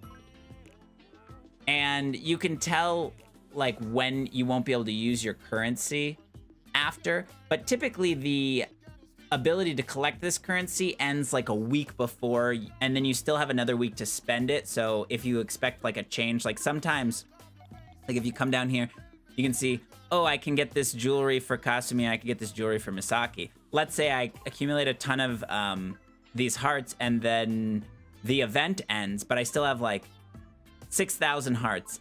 If I collect any new girls or any new ladies after that, I can actually still come in here and buy their accessories with my excess event currency, as long as the event currency exchange hasn't expired. And usually this sticks around for a whole week after the actual event expires, so it gives you some time to really just grind, and think about what you want to buy. But coming in here and buying sometimes accessories that are helpful to grinding the event because they give you more currency, or picking up unlocks, especially early on when you need to make your swimsuit stronger. This can be something you should check in on regularly. And particularly for like the primary most event, a lot of times like the top items are like the key rewards you want to make sure you pick up, whatever the event accessory is. And then there's just like random stuff that like finds its way in here sometimes. That isn't super helpful. These upgrade items always appear. And then the pose cards for the ladies, you can see that there are 18 of them, so you can get one for everybody. If you want to, you could pre-buy them too, although I don't necessarily do that, just because this is actually a non-benign amount of currency if you have to buy it 20 times for each pose card, and there's a lot of them. And so yeah, that's cool. And these postcards, they tend to show up in every single one of these event things, but the topmost postcard is like whatever newest one's been added, if a new one's been added. So for last week, the pointing one got added. For this week, the puppy pose leaning on elbows has been added. The color in the icon and the lady that's affiliated with the pose doesn't specifically matter, but sometimes the gestures that they're doing or the poses that they're in would be more iconic or characteristic of those specific people. This is the anniversary bonus coin exchange I mentioned is going on. You can collect these from missions right now or from that VIP coin exchange. SSR accessories are hard to get a hold of. If you're starting playing right now during an anniversary, you can get one of these. But you might not be able to even do something like this for like another 6 months before it shows back up. So getting as many of these as you can, as early as you can, is better, because high-level accessories, which are very hard to get a hold of, have more potential opportunity, which allow you to just really strengthen your people. Also, the aesthetic of these accessories tends to be quite nice. Right now, if you're starting with the 2nd year anniversary, you can get 2 of these in total if you do both all the bonus missions and the VIP coin exchange. The 2nd year anniversary card bonus exchange. So this is what Luna was just asking about, because you need to exchange like hundreds of cards, and what happens is they return them to you and you get these open envelopes. And you can exchange these right now for a lot of EXP items as well as Venus coins, which we showed you the Venus coin shop and what you can do with that. You can get up to, what is this? Oh, I have 5. There's 20 left, and it's a 1 stack. It's a 1 stack? It's a 5 stack. It's a 5 stack. Okay, so you can get 1,000 of these. Is that right? No. Math? Help? 100. I said 1,000. Oh my goodness. Ha! I was like, what is happening? Yeah, so each single one of these costs 150 cards. You get 5 coins for every single exchange you do, and you can exchange 20 times, is how you read that, which I'm having difficulty reading today. So for example, in this you only get 1 dessert, but there's 100 tokens and you can get it 10 times, so it would be 1,000 of these envelopes and you'd get 10 of these. This is episode coin exchange. Again, if you don't want to unlock bonus episodes for whatever reason for your owner level, you can use them to get VIP coins, but this conversion rate is not good if you still need owner levels or anything. So be cautious with how you use your episode coins on this, but who am I to tell anybody how to live their life? The event shop is where the exchange nostalgic SSR gotcha coupon will appear. You'll sometimes get these coupons from either doing event missions or rewards for this or that. When you accumulate 8 of them, you can come in here and you can trade your 8 of these to get 1 single actual ticket. Coupon does not mean ticket. That was something I actually learned. And then you can exchange coupons for base coupons. I wouldn't recommend doing that unless for some very niche cases where like this specific nostalgia coupon is expiring and they have no intention. They'll tell you like, oh, we're not bringing this coupon back, and you don't have 8, maybe you have 2. slightly better to exchange them for something as opposed to nothing. But if there's no timer here, this is going to be around for a while. So you can hang on to these coupons and expect that in future events you'll get some more. And then there are just base Venus Gacha SSR ticket coupons, which are pretty handy. Now, since I'm in the event shop and I had just mentioned this card bonus exchange, I'm going to take the time to explain this to Luna, just because you do need to exchange a large volume of these. This is a lie. They don't always get EXP when you give them gifts, but a lot of the food gifts do give them EXP. You can mouse over them and it'll say something like, on this one, it says, can be given to girls as a gift. Tamaki likes this. If I give this to Kasumi, she'll get EXP, but if I give it to Tamaki, she'll get so much more EXP that you do want to save girl-specific gifts for them if you can or you care. Otherwise, you know, EXP is EXP. So the special tab, this is where those event cards pop up. You can actually, and you can do it with like the normal and the food tab as well. So you see I have 5 sushi, but if I drag this over, she'll get like 1 sushi times 4. But if you click this circle right here, the filter across the top allows you to like get persons like if they like it or you know, sorted in a certain way. But this number on the right actually allows you to take a stack of them. So this is a 10 stack. This was a 100 stack. And you click it again, it'll go back to 1. So if I click this 100 stack and I drag this over here, you can see it says all times 4 are getting dragged. With these event cards, you might have thousands of the event cards. Now, dragging them 100 at a time, I'll have to say is actually still kind of annoying, but it's still better than doing it 1 at a time. In here, with the swimsuit tab and the gifts tab, any swimsuit you gift, they will get the appearance for and can be made into a private outfit. And so I'll give her this. She didn't have a strong positive reaction to this particular swimsuit, so it's probably not exactly her style. But then I can switch it. I can switch her everyday outfit. So from this blue to this new normal frilly pink and white I just gave her. And so this is the appearance she'll take on when she's in this mode. You can also, when you're in private outfit mode, this doesn't affect your stats at all. Like I mouse over this and it won't even show me stats, so as to not be confusing. These different tabs are for the accessories you'd have, and then they'll get the appearance of those accessories. In the arrange area, you can change how tan they are. Which, actually, there's like some cool stuff you can do with that. So for example, if I put on, let's just go with this swimsuit with the frills, and then I crank up the tan a little bit, you can notice her skin darkening. You can go all the way to like the top and it'll gray out. Yeah, absolutely, Luna. I'm glad that could be helpful. The 100, giving him I can't even imagine giving them 1 at a time, because when I was giving him 100 at a time, I was getting super annoyed. But okay, we're gonna turn this down a little bit. And then we'll switch outfits. I don't know if any of these swimsuits... okay, it happened. So you can see, and I'll turn it up just for dramatic effect here. Oh, my bad. I see. I accidentally was getting rid of it. I'm so dumb. Okay.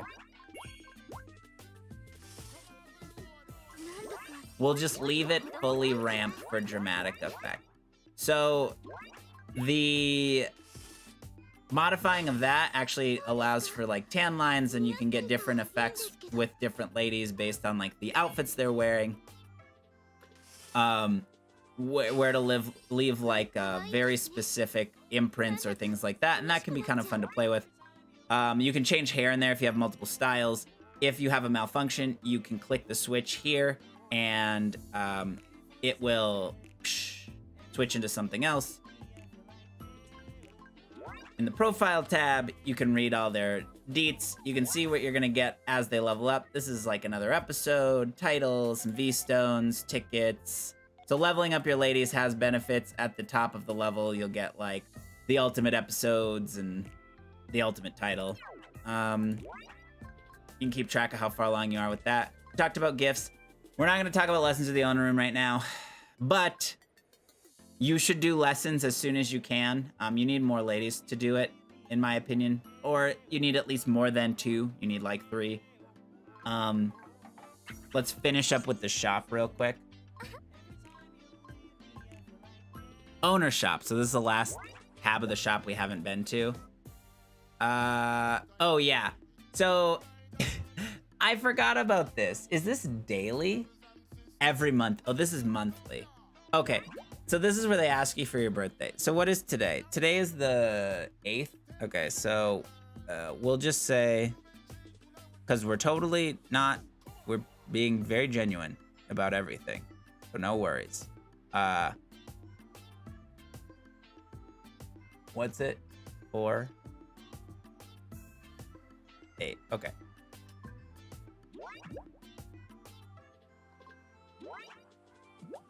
Also, on your birthday, you'll get greeted with someone telling you like happy birthday, whomever is your home screen person, which is kind of cool.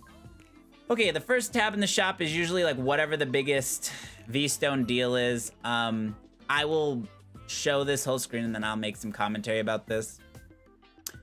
Again, I mentioned earlier, upper right hand corner V-Stones. So you can see I have paid is in red, 0, free is in black, and I have 200. This number at the top just adds these two together and it does not care, but this game absolutely cares if you have paid V-Stones versus free. So this is a tab where they're selling a ticket, a GSSR ticket, and a trendy, but you need to use, you don't buy with money, you buy it with paid V-Stones. The V-Stone support, this is actually an unusual situation, but I'll talk about this actually when I get a chance to. But a lot of times what you'll find in the V-Stone support is there's a daily support pack. You can get 100 V-Stones and a refill. This refreshes every day.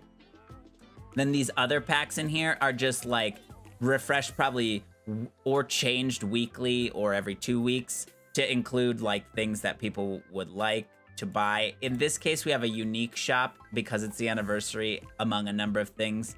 The Noon Owner Starter Pack, this is actually a one-time thing, but it's permanent. So at any point, if you buy this, they'll give you the paid V-Stones, they'll give you a GSSR ticket, and the Starter Pack coupon. The Starter Pack coupon has like you can pick some stuff, but I remember getting it, and it's not anything super, like, it's like some type-specific things if you need to, like, power up a outfit or something, but they don't explain it when you, like, they don't explain it when you open it. It's kind of like you pick the thing that'll help you the most.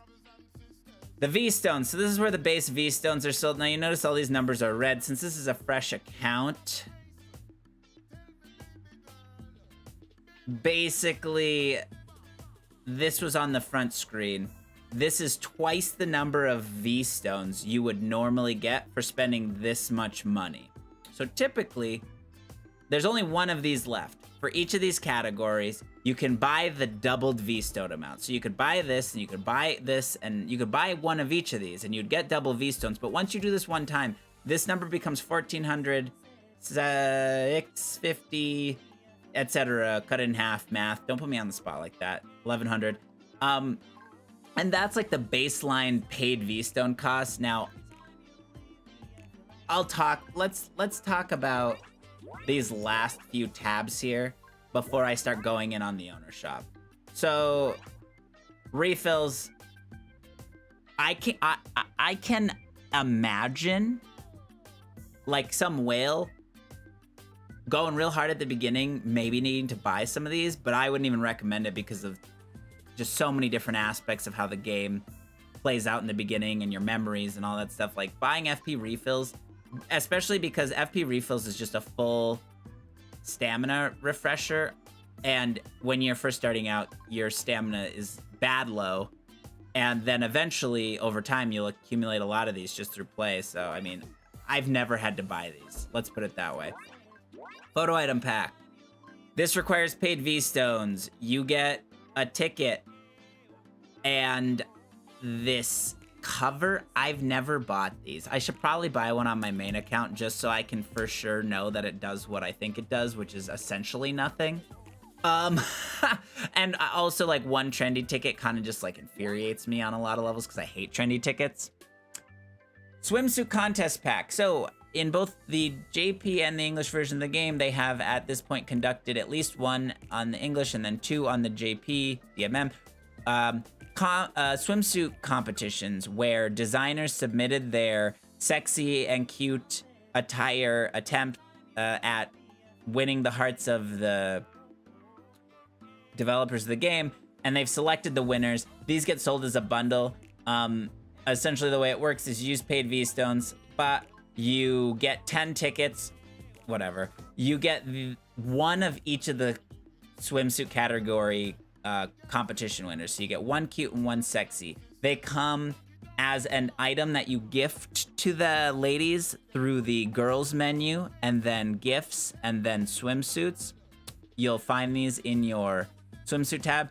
You drag them to the person that you want to give them to, and once they have it, it becomes an option for their private outfit. Now, the swimsuit competition contest outfits are unique in the fact that because they are not an actual festival swimsuit with stats, they can only be worn as a private outfit, but they also come with head accessories that can be enabled or disabled. They come immediately with the ability to malfunction, which the malfunctions are pretty nice. And the TeamVIP uniform is the sexy category black and gold outfit. So I have a lot of fondness for these. I think that they are great.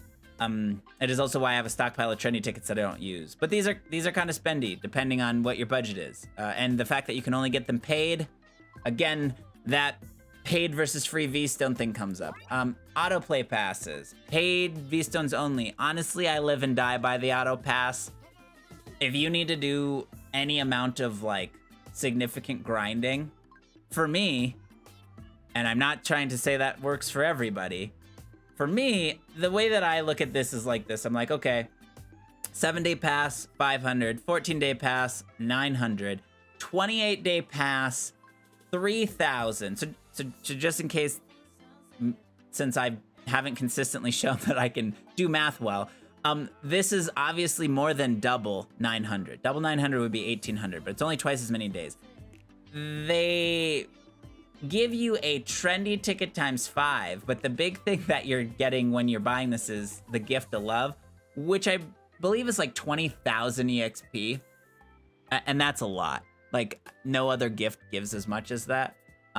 There isn't a good consistent free-to-play way to even get gifts of love. They're usually like random rewards and things like that. But the main appeal of the auto pass is that it allows you to unlimitedly use autoplay. Now, in the English version of the game right now, at the recording of this video, you can actually still autoplay up to 15 times a day on an event that you have cleared with a S rank, I assume, with an S rank.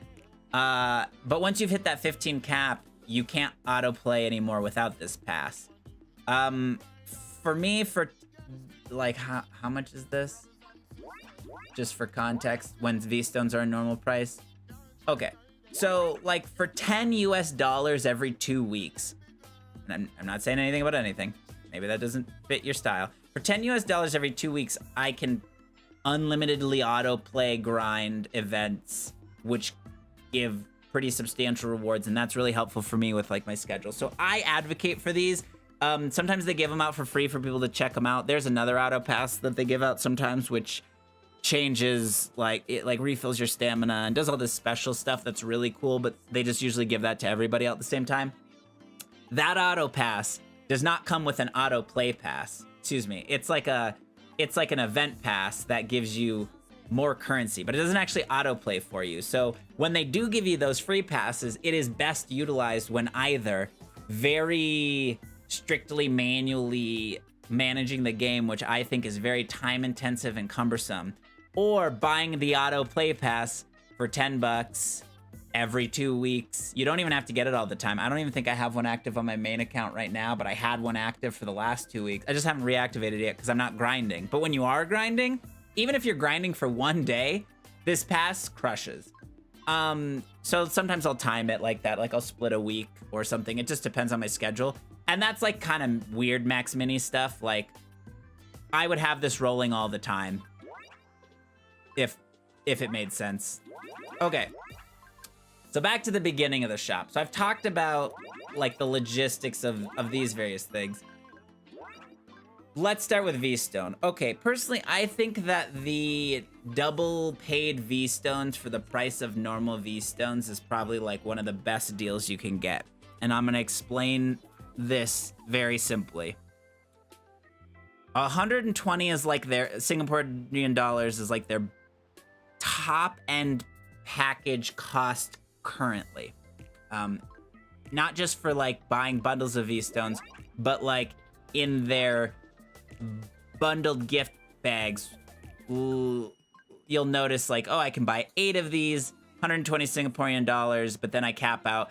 In addition to getting paid V-Stones, which there's always some number of paid V-Stones, a lot of times it might take the form of 14 or 15,000 plus free V-Stones 5,000. And just to be clear for new players, 5,000 free V-Stones is not even anywhere close to 5,000 paid V-Stones just due to limitations. And in this bundle, they give you a Skill Awakening Gem too. I think these are very valuable, but case by case, circumstance by circumstance.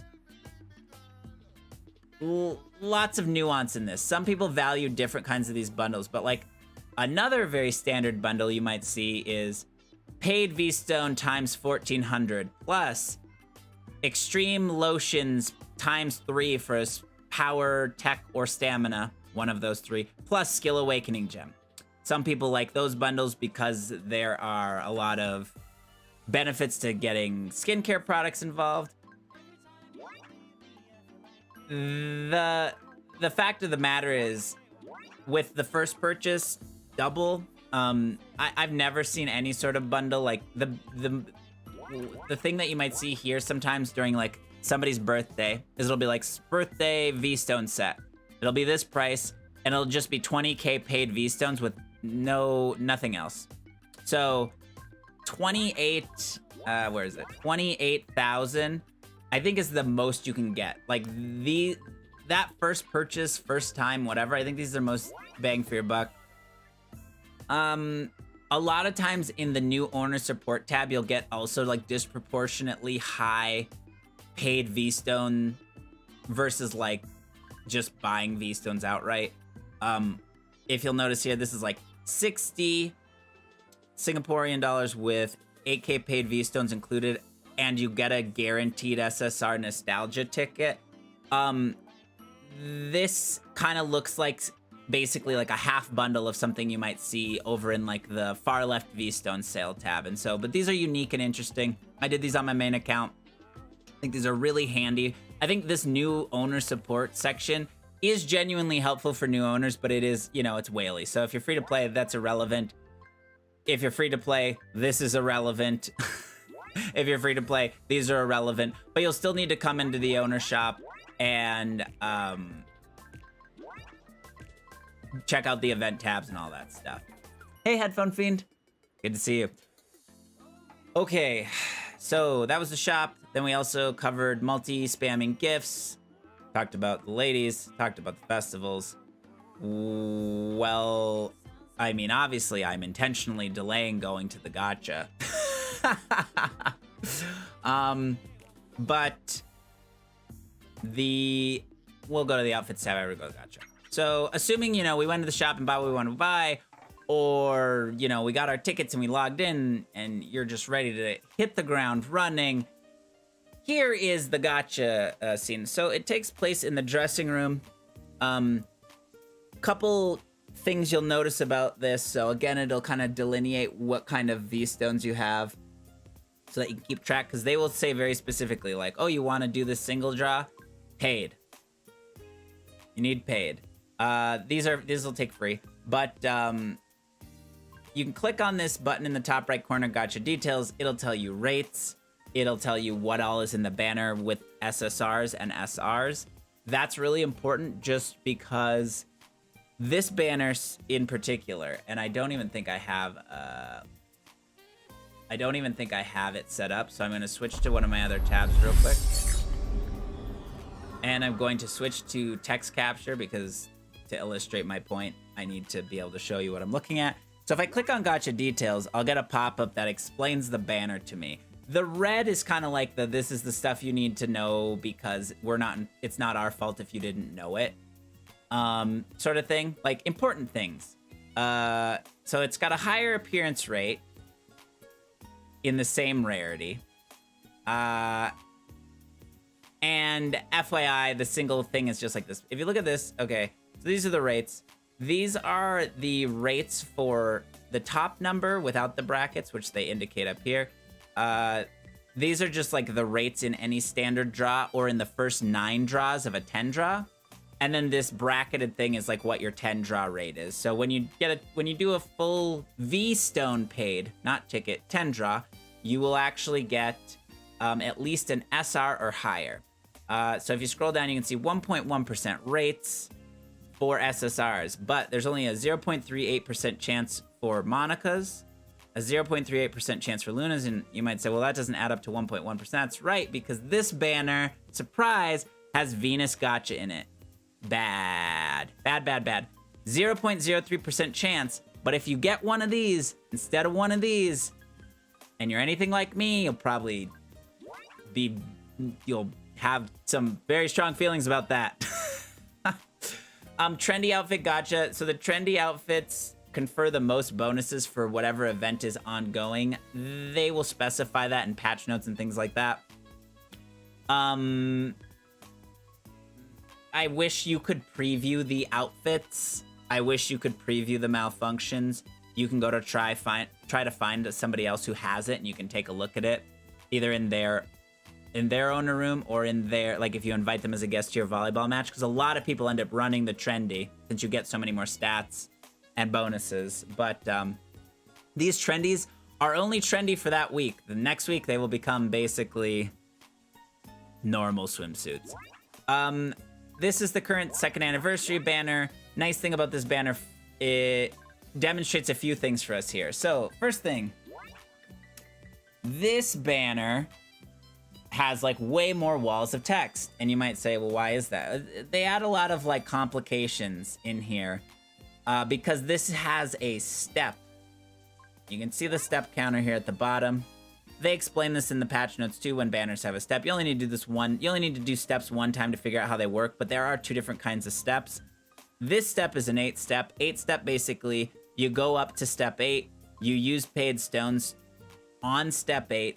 It gives you a GSSR. You go guaranteed SSR. You go back to step 1, and you can start just using regular V stones or draws, but not tickets, to increase your step count. This banner, as you can see, has like, what is this, 9 people? 9 different people on it, which means getting whichever specific person you want, a little bit hard, 1/3%. But you'll notice there's no Venus Gotcha in here. It's just these outfits for these specific people and then the SRs. This is split into 2 banners, so there's 9 here. We have 9 here. Sometimes you'll see overlap. So for example, between these 2 banners, Misaki's in both of them, but you can kind of pick which banner has the ladies you're most interested in trying to get a hold of to increase your odds. Nostalgia. Nostalgia means it's a banner that they ran before and they're bringing it back now. Usually these are conducted in different ways depending on the nostalgia. In this particular case, it's a 6-step. 6 steps go up to step 6. And at step 6, you can use paid stones to get a GSSR, one of the featured SSRs here. But in this case, it's not a GSSR in the pull. It gives you a ticket. The ticket for this banner, I know it kind of like splits it. Basically, I think half of them are on one banner with the ticket and half of them on that. So you can be a little more targeted than just GSSR ticketing through 10. When you finish a step 6 paid, it'll reset down to step 3 actually. So if you're going to do multiple runs, 6-step banners benefit from hitting multiple paids and getting those GSSR tickets. In my opinion, don't listen to gotcha advice from me. This is another nostalgia banner with a 6-step. With this one, I believe you know, similar principles. I don't know if the ticket splits the outfit or not. Okay, so then this is the start dash gacha. So this will be on your account when you first play. It looks like for a day, ish. I don't know. I bought this the first time I started my account. I got Marie. These are like platinum versions of their Venus SSRs, which are aesthetically different, and I think the stats are better, much better as well. But you have to use paid V-Stones. You get the GSSR, but if you're entirely free to play, this would be out of reach for you. Then when they give you tickets or you accumulate enough tickets, you'll get something like this, and it'll just place a banner in your lineup to use your ticket whenever you want. I don't think tickets expire. They just accumulate in your inventory. This is a GSSR for Venus Gacha. This banner will appear when you have SSR tickets in place that you can use for that. We'll use those here in a second. And then every day, depending, sometimes it's in the Venus Gacha banner, sometimes it's in the trendy banner. There'll be like a free single draw or a free 10 draw. You want to make sure you pop in, log in, and at least do this every day. You never know when you're going to hit something on a single. Mega rule of thumb, never spend V-Stones on Venus Gacha. Like, you will get so many of these tickets. You will get so many of these tickets. These outfits are so bad. I don't know how to emphasize this more. Like, you can live your life whatever way you want to, but yeah. V-Stones on this is probably like a capital sin or something like that. These are each 1% rates, split between the 10 ladies. You will probably eventually max out all these if you're playing long enough. And, you know, they're not even really that big a deal. And then guest point gacha. You can get, like, normal swimsuits and, like, normal and rare, like, insignificant accessories and swimsuits, mostly for fodder. There's other things you can do with guest points in the JP version, like unlocking episodes, like previous episodes. So I've just been stockpiling until they bring that feature over to us. I think I'm at like 5 million or something like that. It doesn't matter. All right, so let's do our gacha and then we'll go slap an outfit on. All right, so always do your daily free one. Oh yeah, and I can go back to full screen, excuse me. I got to show everything I needed to show in the text segment. So when you do a Venus gacha, if you only get a rare, or you get like, if you did 10 ticket pulls and you got 10 rares, you won't see the shower, you'll just be ported outside the shower. They will do an animation in one of the selected things that came up while they were changing. Or excuse me, yeah, one of the swimsuits that came up from the pull. Which, I mean, I don't even have enough V-Stones to show you. Oh, wait, I do. I totally forgot. I have, anniversary gacha. Okay, so the other thing we'll probably see here, unless I don't know if it's lucky or unlucky, we'll unlock a lady, so you'll see that it'll just pull us right out of the gacha. It'll watch the episode and then put us back in and show us the bromide and the stats. So we have 3 GSSRs and we have, like, 1 of these. And we have Misaki and Kasumi, and we said that we said Kasumi was our favorite, so we were gonna pull in correlation with that. So we'll do, you know, I might be able to get 10 rares with the trendy tickets, because, ooh, I lied. We're gonna use the trendy tickets here. But I might still get 10 rares, which will illustrate the non-load. Sometimes I write on the door.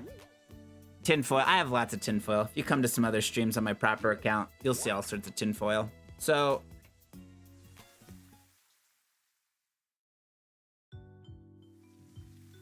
the pan up, this is actually a power outfit. Wait, did I just hit the for the video? So we actually got the Monica Trend SSR for the current event, which is hilarious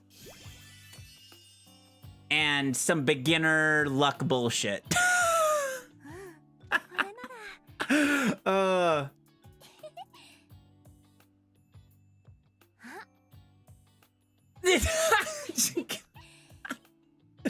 So the new player experience is hyper enhanced trendy luck. Is that what I'm understanding? We just got to invite Monica to the island, like first player in the gacha, first click.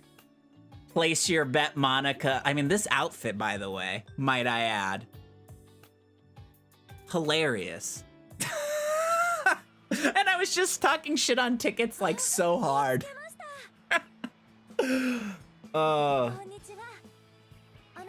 この島のオーナーさんですか？私はモニカ、ディーラーです。まだ見習いですけど、この島に新しくカジノができると聞いたんですが、私をディーラーとして雇っていただけませんか？ Okay, so I'm gonna skip that.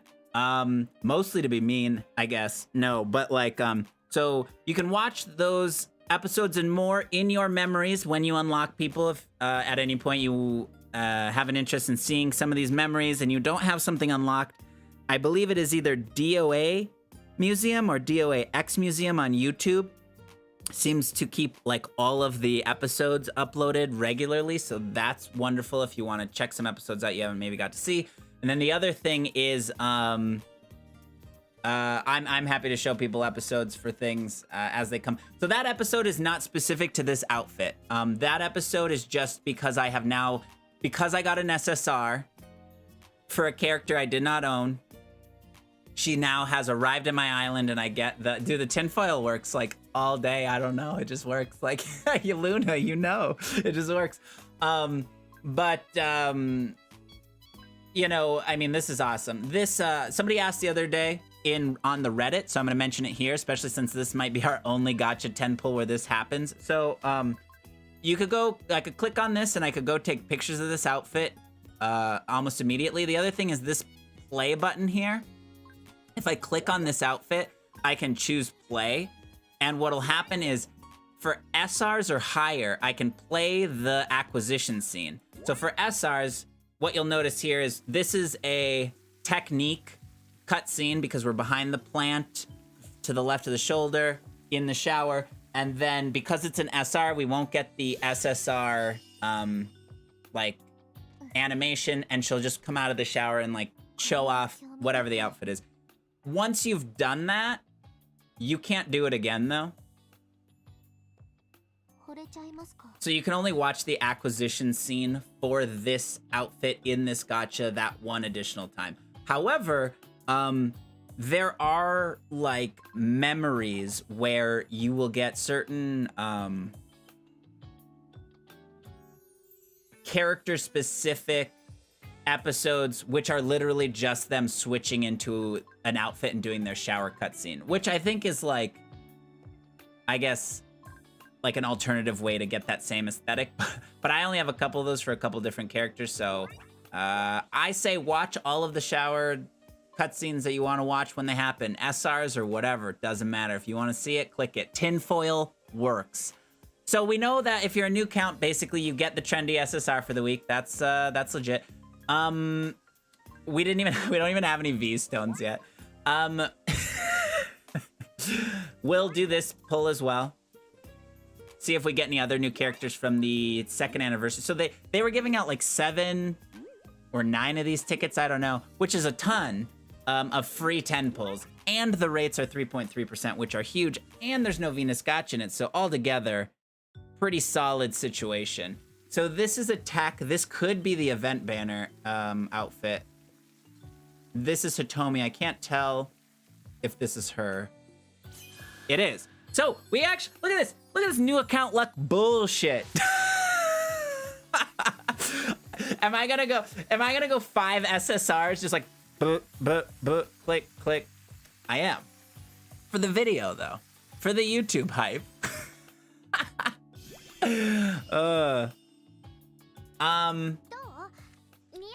Perfect.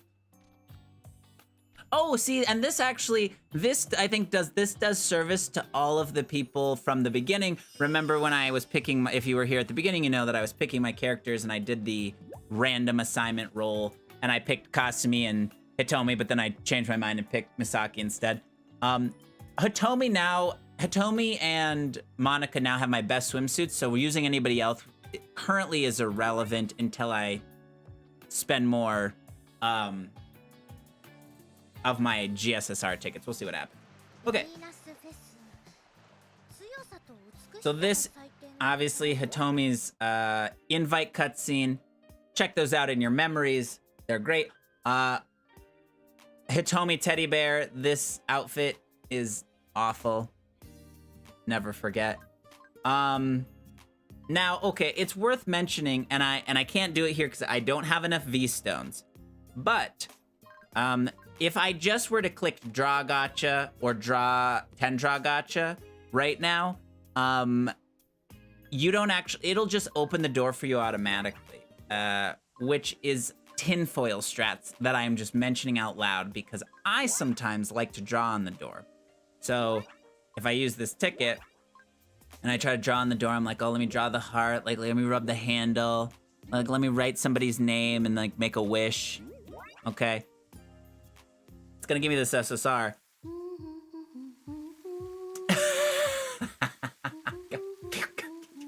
I have a lot of mixed feelings about this. Don't at me. God damn it. Cool. So this is the stamina cutscene. That is the one and only Mo-Mi G. You know, sometimes when you wish upon a star, the game gives you the things that you desire in your heart. The other thing is that, honestly, it almost makes more sense that we wouldn't get like Misaki because we had or Kasumi and Misaki because we chose them first. So, I mean, anyway, best girl.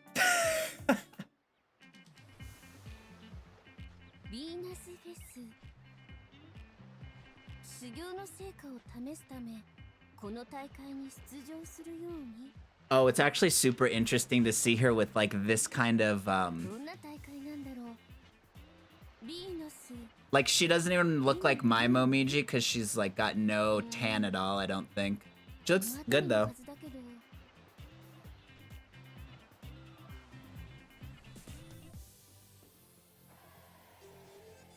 This is now a Momiji account.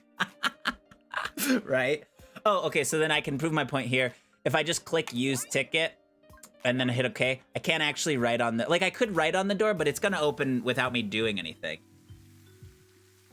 Oh. So, Honoka, from the stamina over the shoulder, now the turnaround with the towel. I mean, this is a good video. I didn't know how good this video was gonna be. I mean, you know, tooting my own horn, excuse me. Maybe the actual, like, new player experience guide isn't that good, but, these summons are funny. Yo! Okay, after this, we're gonna go on the main account, and we're gonna put some tickets and see if we can get that Monica. Do we want the Monica? Oh, it's hot, though. Dude, this account did 10 tickets and just immediately got the trend SSR. What the hell?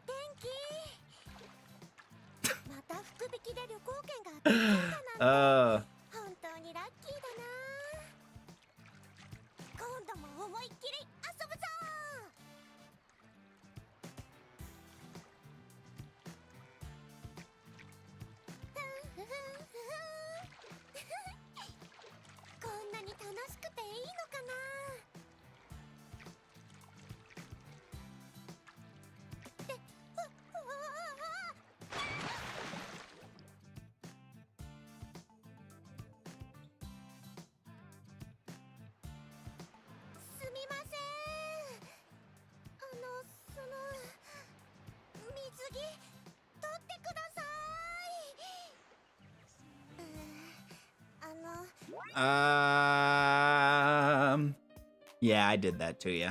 Savage. You can watch your memories in the memories tab. All right.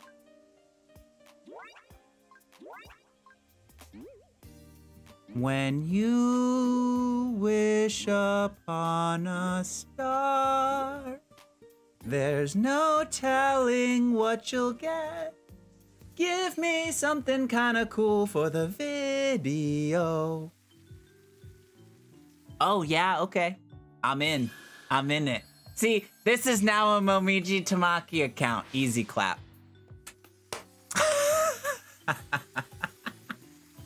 How did that even happen? How does this even happen? Oh my god, the memes.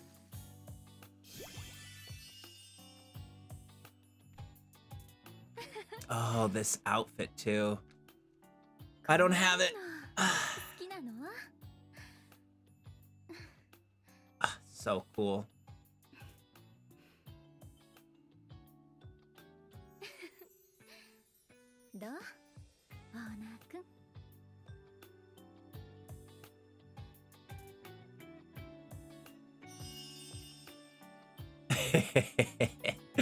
Yeah, okay.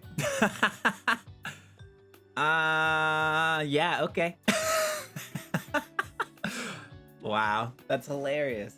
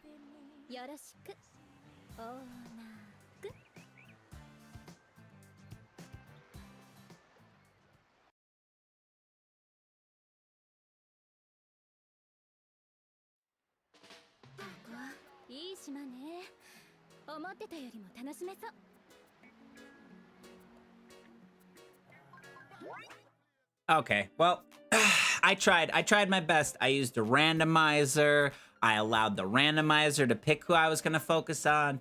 What are you gonna do? All right, so, we've done our gacha.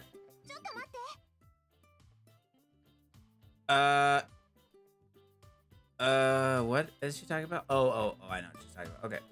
So, outfits. I think we haven't been in the outfits tab. All right. Tamaki. Outfits tab. So, we're gonna change to, or we're gonna go to filter, SSRs, equipable. Okay. I don't think we have any accessories yet, which would be the first thing we do. Monica got one. Wait, what? Oh, I was in accessories. I'm an idiot. Okay, there we go. Momiji got one. Imagine. Hitomi got one. Annie. Maki got one. Nostalgia ticket. Honoka got one. Venus ticket. Misaki did not get one. So, basically, back to the point. Unusable. Even if I got some SRs that she could wear, which I don't even think I did with my few gacha. Basically unusable. Now, you can use it for low-level content. I say unusable, but like stats don't matter when you're just starting. So you can literally play with whomever you'd like. But for enhancing outfits, there's upgrading, limit breaking, skill awakening, and then cheering board. So I'm gonna talk about them in the order that I would normally naturally do it. So equipping. In here, you can equip swimsuit, accessories, face, arms. If you have some of these, they would be in the list. You drag them over here. They'll give you stats, and they'll also supply you with potential. Potentials you get through leveling up or through awakening outfits. Either the free trend ones that they give every week during every few weeks during events, or from ones that you unlock yourself through skill awakening. Excuse me. I'll talk about that when I get to it, though. Cheering board. This is the other thing you equip. So I kind of consider these accessory extensions. They just, like, work a lot more. They're very strong. I don't even know if we have any. Why were we filtering for Luna? It's so random. Wait, do we have it? We don't have a single. We don't have any bromides? Okay, that's fine. We can go pen one. But when you equip these, they go to the character that you have and they give you stats. And so I consider that just a normal part of the equipping process. However, upgrading, limit breaking, and skill awakening. So if you can skill awaken something, you put identical swimsuits and it will increase the potential, which we should be able to at least demonstrate with something. Can we demonstrate it with this? We can. Okay, so it won't have a strong effect on this outfit because these are R as opposed to SR, because there's no P skill. But if I select these outfits, you can see that the A skill chance increases up to 5 out of 5 with 4 additional copies. So 5 full copies to max skill awaken an outfit. And if it had more abilities, like another A, that would also be a 5 out of 5. You don't need, like, it just groups levels everything together. And if you have a P skill and your P skill gets to 5 out of 5, you can equip it in your potential tab when you're equipping festival outfits. If you don't have anything to skill awaken on your main outfits, the next I guess most important thing to keep your outfits powerful is unlocking them, which you get with specific unlock resource stones. We'll clear the filter. Now, you'll notice, let's say I pick this SR. When I unlock it, it changes the max level, but there's 3 upgrades remaining, so it'll go 50, 60, 70. With an SSR, there's 4 upgrades remaining, and it actually starts at a higher level. So it'll go 60, 70, 80, and then max out at 90. It uses more of these resources and more rare versions of these resources with every additional level that you awaken it. So as you accumulate these, either through the shop or through play, limit breaking them so that you can unlock them allows you to have a higher max level. Then I come in and I'll upgrade things. So once everything's as maxed out as I want it to be, I'll come in and drop any of these increase upgrade materials. You can also feed other swimsuits into this. I wouldn't recommend this. I would just use upgrade materials. You'll have plenty relatively quickly. But that's where a lot of your power is going to come from. I have like no upgrade stones for anything. I can't even demonstrate this. Okay, I'll come back to this. The stats increase with each level, but not a hyper dramatically significant amount. Maxing the level through limit breaking and upgrading is going to be required to get the most out of a suit. But through my own experimentation, if you have the trend suit on a character, you can do up to almost the highest level of festival event difficulty without even leveling this outfit at all. I tested this last week with the anniversary outfits, and I literally was beating SS Plus with like level 1 outfits. They weren't level 1 people, but nonetheless. Okay, so yeah, so this that's actually perfect timing because we had skipped out on lessons earlier. So once you have more than 2 people that you know you can consistently use, you can send people for lessons. They'll get EXP, yes, but it's such an irrelevant amount. I wouldn't even encourage you doing the 4 EXP. Like, it's nice, especially because you cannot use them when they are sent to lessons. I don't even have enough money to unlock this, but let's just go run something very quickly. Or do I have some mission money? That would be kind of cool. 500. Yay. Low ranking owner. Gift. Trio. Quartet. Quintet. Sextet. Septet. We unlocked 7. Okay, so let's take, before we jump into an event. Oh, there's the bromide. Perfect. Okay. Man, I'll probably have to actually just shoot one of these videos and cut it together if I'm gonna do this properly, because I'm so disorganized. I can't really see a lot of people conferring a substantial amount of benefit trying to follow my approach when it has taken me so long to accomplish so little. Bromide. You can just throw this on the panel. And now it says, just to clarify a few things for people, because if you've never used a bromide before, this can be a little bit confusing. So, the bromide has a rarity, it has a person it is associated with, it has a cost, and it has an effect. So, the main cheering board banner cannot, like, has to fit certain criteria, which is why if we're have that unequipped and we're on Monica, I cannot equip this bromide. Can't do it. So, with a specific type person bromide, I can put it in their mainframe. Now, the cost of 15, that actually doesn't count because the board itself doesn't count toward your cost. But anything in these slots, this slot here and this slot here, will count toward your cheering board cost. This slot is, the board in this first slot is open for everybody by default. So as you accumulate bromides, you'll just be able to slot things in. If, for example, I had another bromide for a character that wasn't Hitomi, there's going to be a percentage of the effect that I get based on how close those two ladies are.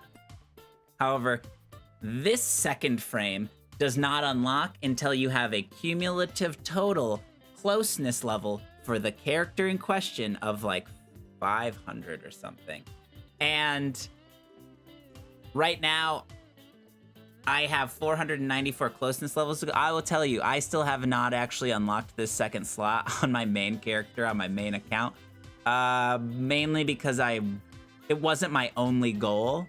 But it does take a long time to do this, so plan in advance for who your people are, where you're going to prioritize getting this. Because the other thing is, you'll notice the cheering board cost, I have 20 available points, but most of these bromides will either cost 20 or they will cost like 15, and you can't pair two 15 level bromides with each other.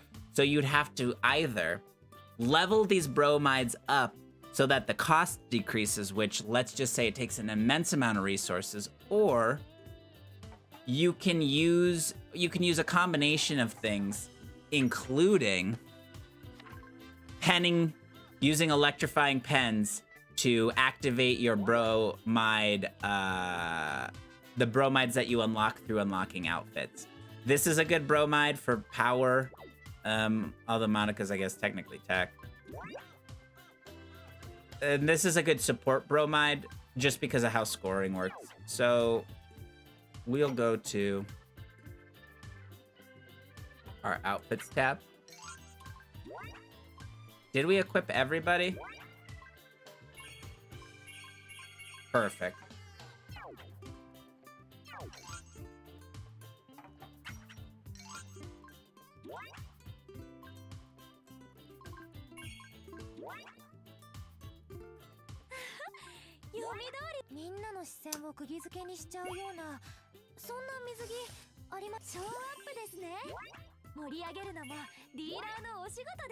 So depending on how you have your settings, if you don't have it so that the private outfit's showing, it'll show the festival outfit by default.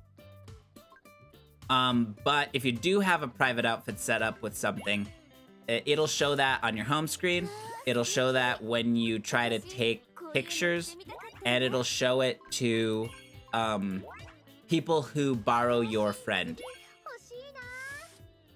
So a lot of times I will actually still come in here and manually change the private outfit just to make sure that they look the way that I want them to when they are doing all sorts of activities.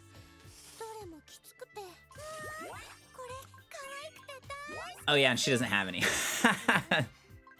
Perfect. Okay, Monica. Before we get into like the festival stuff, I will talk about the casino, not because we unlocked Monica, but that doesn't hurt.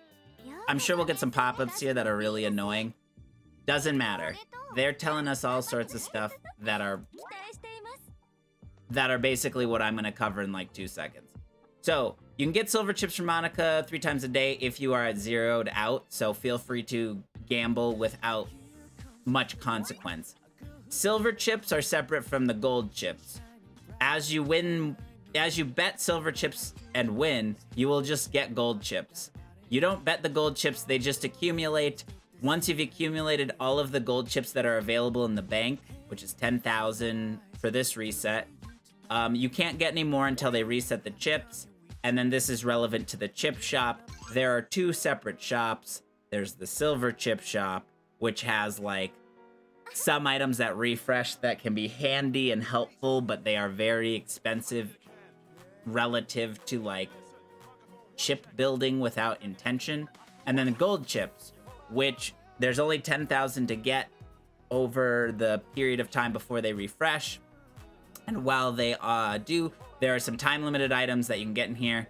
Electrifying deco pens, VIP coins, natural sparkling stones, which give EXP. These are like accessory improvement items, which is the main reason you would run a lesson, which I didn't even get to talk about that much. But these are like very valuable items in very specific contexts, but not like the most valuable items and not like the most, like, if you miss out on doing your casino stuff, there's a lot of wiggle room to not care about that. But the primary way that I recommend approaching the casino is if you're going to be AFK, then go ahead, set it up for a little bit. Roulette results and blackjack results when it is on auto depend on like how the play style of your lady and how lucky they are. Because I chose Monica, nobody else is gonna show up to the casino to like be at the table, I don't believe. If I had chose somebody else, then they teach you how to play roulette, they teach you how to play blackjack, they explain to you how these rules are legit and they aren't like, you aren't getting hustled. Oh, I can't have Monica play for me either? That's brutal. Alright, so point taken. And then we'll show, but the principle of the autoplay is the same no matter what table game you're playing. And personally, I find that it is useful and worthwhile to set them up and then like AFK while they grind it. Because you can AFK grind the casino for a lot longer than you can. We'll just bet it all on one hand. A lot longer than you can, like volleyball or whatever in most instances, because if you have enough chips, you won't run out. You'll get lucky. Alright, so we'll put on auto. Tamaki's here. Lei Fang's here. Misaki's here. Okay, so we'll let her auto play. She's betting it all in this one hand. It probably would have made sense to do... Ooh, it probably would have made sense to do 500 and double down. Oh, she busted. So she lost all her money. But that's fine. Oh, auto made it really fast. Alright, so now... Yeah, she's mad. So we don't have any silver chips left. We go back to the casino top. Monica will give us another 1,000 chips. Yeah, zanen indeed. Perfect. And you can do this 3 times a day. So, oh, sorry. My bad. God damn it. So you can click on them. You can like rub their head or poke them. They don't like it.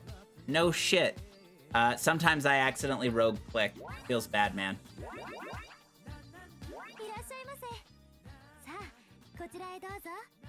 I suppose that is a new player thing that you might not know. You can click the people.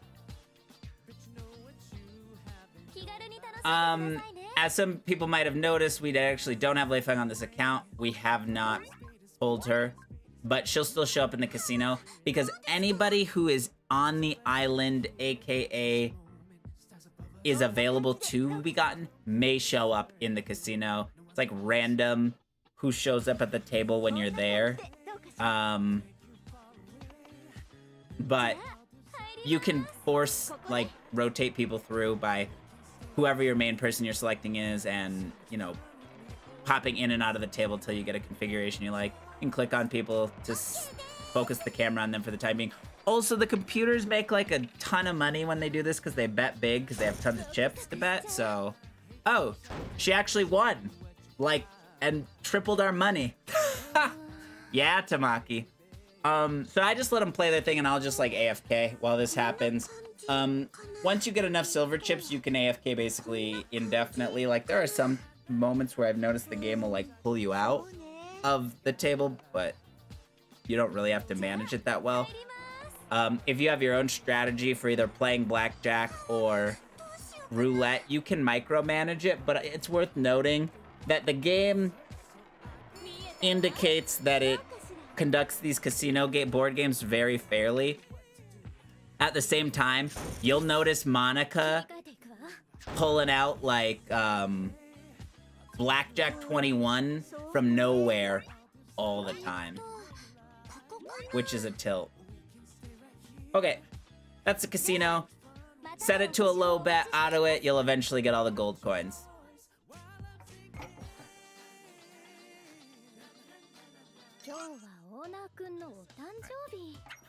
Festival. So,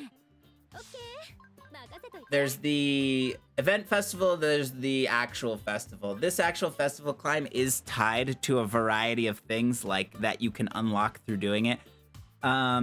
Most notably for like newer players, especially if you're starting, it's not an anniversary, you're not gonna have all those free things given to you necessarily right off the jump. I know when I started, it wasn't a special event and I didn't have proper SSRs until I paid for them. So there are some things that are locked behind doing the actual main storyline. But what I would do is I would come in here. Is this not? Oh, am I on the wrong festival? Oh, I am on the wrong festival. I would come in here, I'd take my trendy outfits. Trend gives you the icon because I equipped everybody with what they had so I can see at a glance like what's going on. You can change it too. Festival buttons here. You can actually go in here and change out your outfits, change out your cheering board, change your potential. You can upgrade things on the spot. You can make it so that you tell them to use their private outfit. You can go change the private outfit by clicking this button, or you can just tell them to wear it and back, and I'm still gonna be in the festival setup screen that I was in. Now, if I go over here and I select a partner, let's say I go, oh, the only person with an SSR. Oh, I clicked on them, I'm an idiot. Excuse me. So, I do that sometimes. I am just being careless today, I guess. If I choose this person as my guest, and let's say I go in here and I look at this and I'm like, okay, let's do a mixed strategy, and I don't care which one of these people are doing it, or maybe I'll do Spike Monica, and then let me look.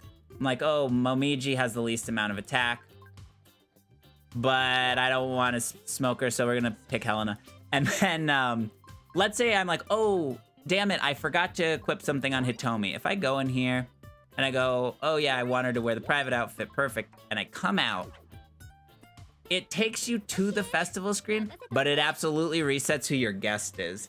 So if your guest is critical for you to be successful in a particular event match, watch out for that while making adjustments that like this selection resets if you do anything. Back out of this menu, click in on festival outfit, you know, so.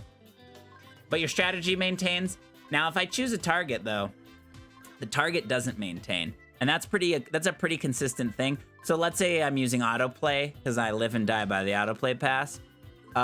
If I use autoplay and I say who I'm trying to target, it usually removes that specification between rounds. It'll keep things like who, if you're attacking or feigning, or who's attacking on your team. But for some reason, like the who they are attacking is not something they preserve. It can matter sometimes. It mostly doesn't.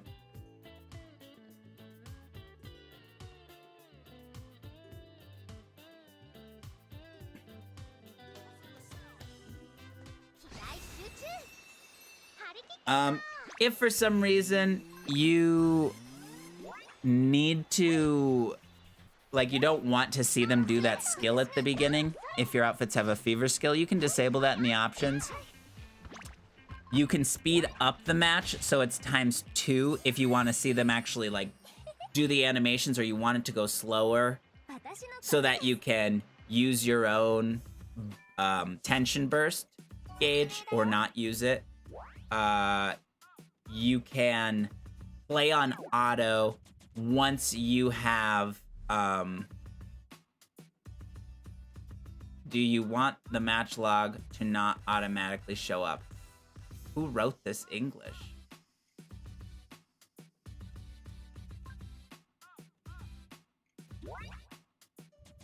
I turned that off. It seems unnecessary, but you can always pull up the match log here. The nice thing about the match log is it will tell you the specifics of the breakdown of how many appeal points you got and under what circumstances you got them.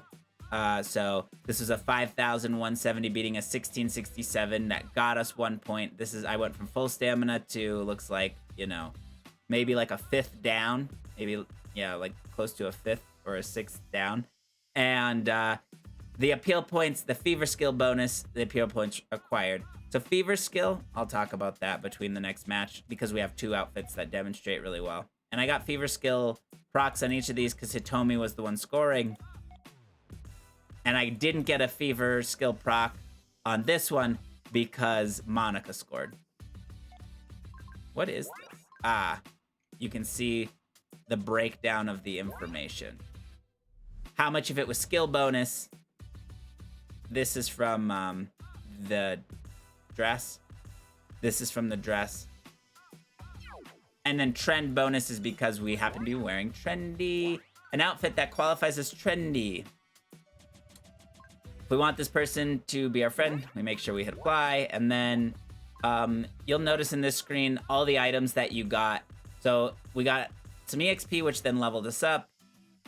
We got V-Stones. This is V-Stones for beating the match. This is V-Stones for beating the match with an S. And then these are the event drops that you get for running an event festival. How big these numbers are is determined by what difficulty festival you're running and how much trend item stuff you have equipped.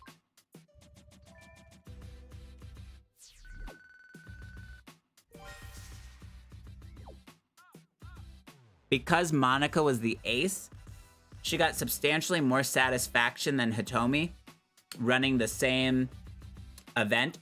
So putting the person you're trying to either unlock all the panels for, get the most EXP for, or has the most potential to score the most for you in the ace slot is highly recommended.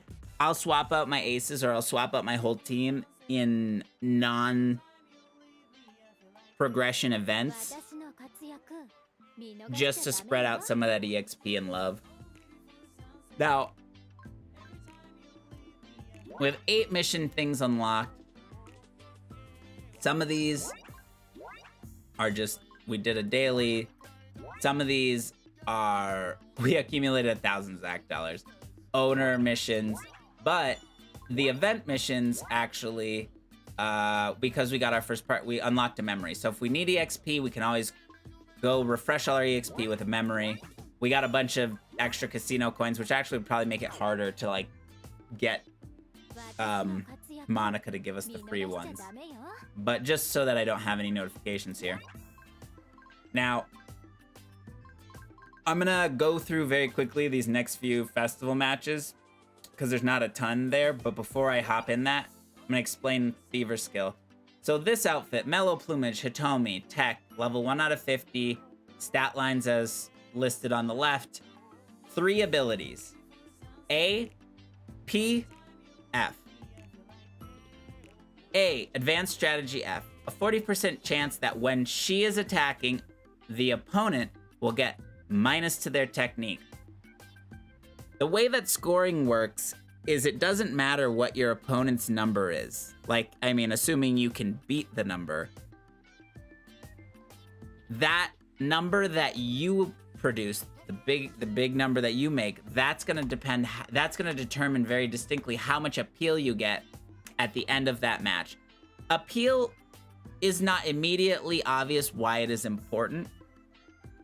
You will notice as you progress, if you do not have very well-developed characters or well-developed swimsuits, low appeal will mean that you won't get an S ranking on the events. And if you're not getting an S ranking, you're not getting the V stones that get unlocked with an S ranking. And on top of that, there are some actual like very specific events, like a birthday event where you need 30,000 appeal points.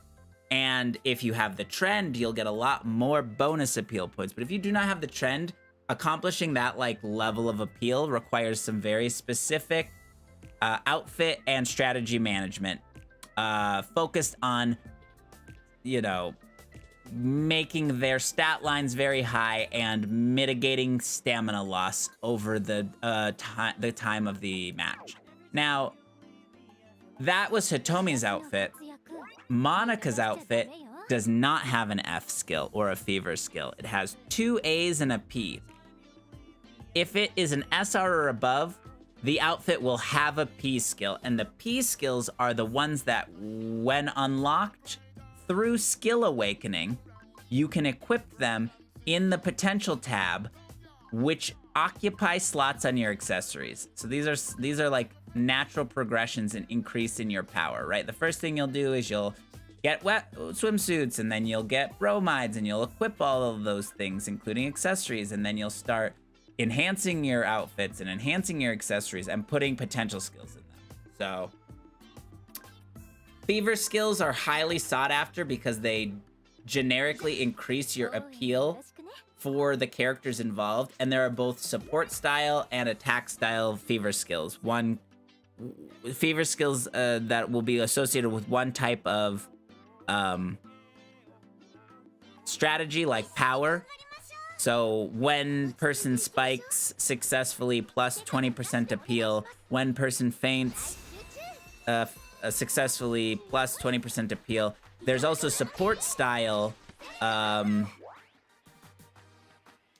so they're talking about skills. There's also support style outfits where the Fever skill will give you bonus appeal if your teammate is the person scoring. And so you can kind of think about how you might set up certain dynamics between like supporter and attacker, because stamina becomes the thing to manage aside from how big your own number is. Because theoretically, if you can get your strategy number, power, or technique very high, it doesn't really matter what the opponent's strategy number is because you'll beat it. So you don't really need to decrease your opponent's score and your opponent's stat lines. And decreasing your opponent's stat lines doesn't increase your own stat lines. Only increasing your score and successfully scoring will do that. Now, for stamina management, the reason why that comes into play is because the bigger your stat line, the more stamina it consumes to successfully or even unsuccessfully attack. And because your stamina impacts very extensively your stat lines. So we're gonna slow it down to see if I can like illustrate this here. That becomes at the high end, like keeping your stamina high so that your numbers will stay high becomes like the thing that you can do aside from making the number bigger. That is helpful. And so you'll see people kind of focus on like potentially a singular stat. On like their main attacker, they'll focus on like a singular stat that I accidentally autoed. But you'll notice the stamina's lower and the number has decreased. The number will roll the dice and then increase slightly from like a generic roll, and it'll potentially increase from like ability procs and things like this. Oh, we don't have any abilities equipped through potential, but the swimsuits have abilities. So if, for example, there's a swimsuit where we have this swimsuit on Monica where she's got a flat plus 6% power. I believe it's plus 6. When she's, first of all, she needs to use a power style strategy. Not the strategy, like she has to actually use the power ability, so she has to spike. If she faints, it won't trigger.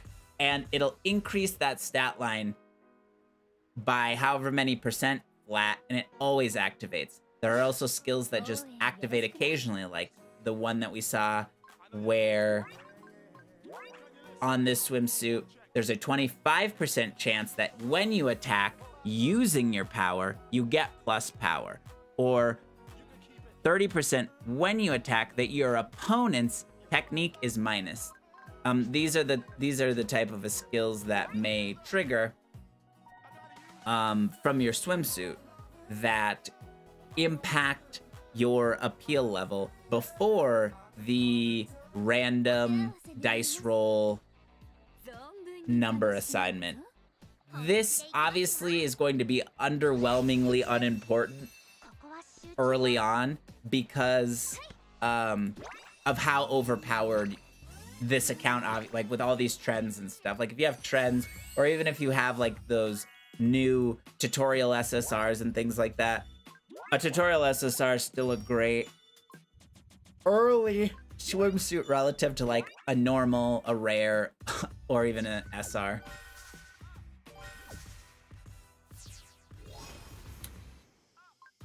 Watch these later, but if we were to successfully make it through our FP pool, we would immediately go to our episodes and watch a few and get that level up real quickly. Which actually I'll demonstrate now because we have a cool circumstance with it. So I'm not capped out on energy, but I'm also not empty. 25, each FP point takes like 5 minutes to regenerate, so it takes quite a while for your FP to naturally regenerate. The FP bottles are helpful, but early on the big thing is just going to be zeroing this out. It can take quite a long time, especially early on, to zero this out because the festivals only take like 3 FP and they take you a few minutes to grind, and you're also regenerating stamina as you go. Now, for this example, I'm going to illustrate like some of the things are going to be obvious and some of them are not going to be necessarily obvious. So if I go to memories, it looks like I need like a very little amount of experience to actually level. So these tend to give less experience. These tend to give more experience. Some of these extra episodes can either give a very, very little amount of experience, or some of them can give like 100 experience, which is a ton, and like a full level in most instances.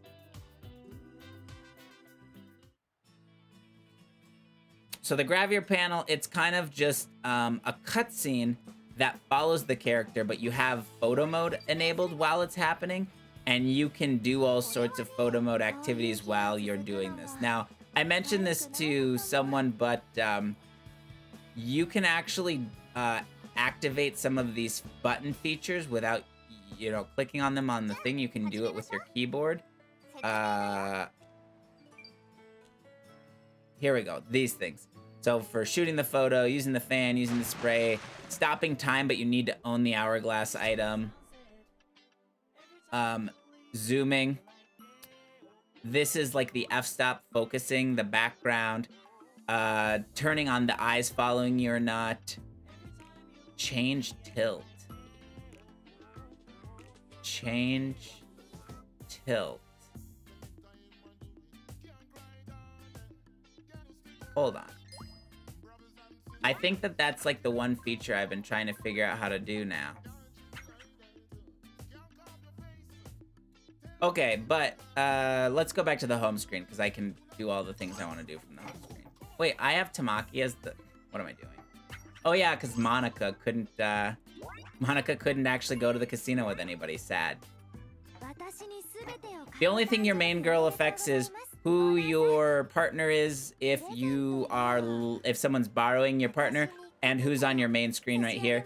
I can still go to the photo mode and I can actually change all of that just through this menu. But wait, what did it say? Z? Z? No shit. Oh, I was totally... This is a game changer. I'm just mostly dumb. Wow. I didn't even know.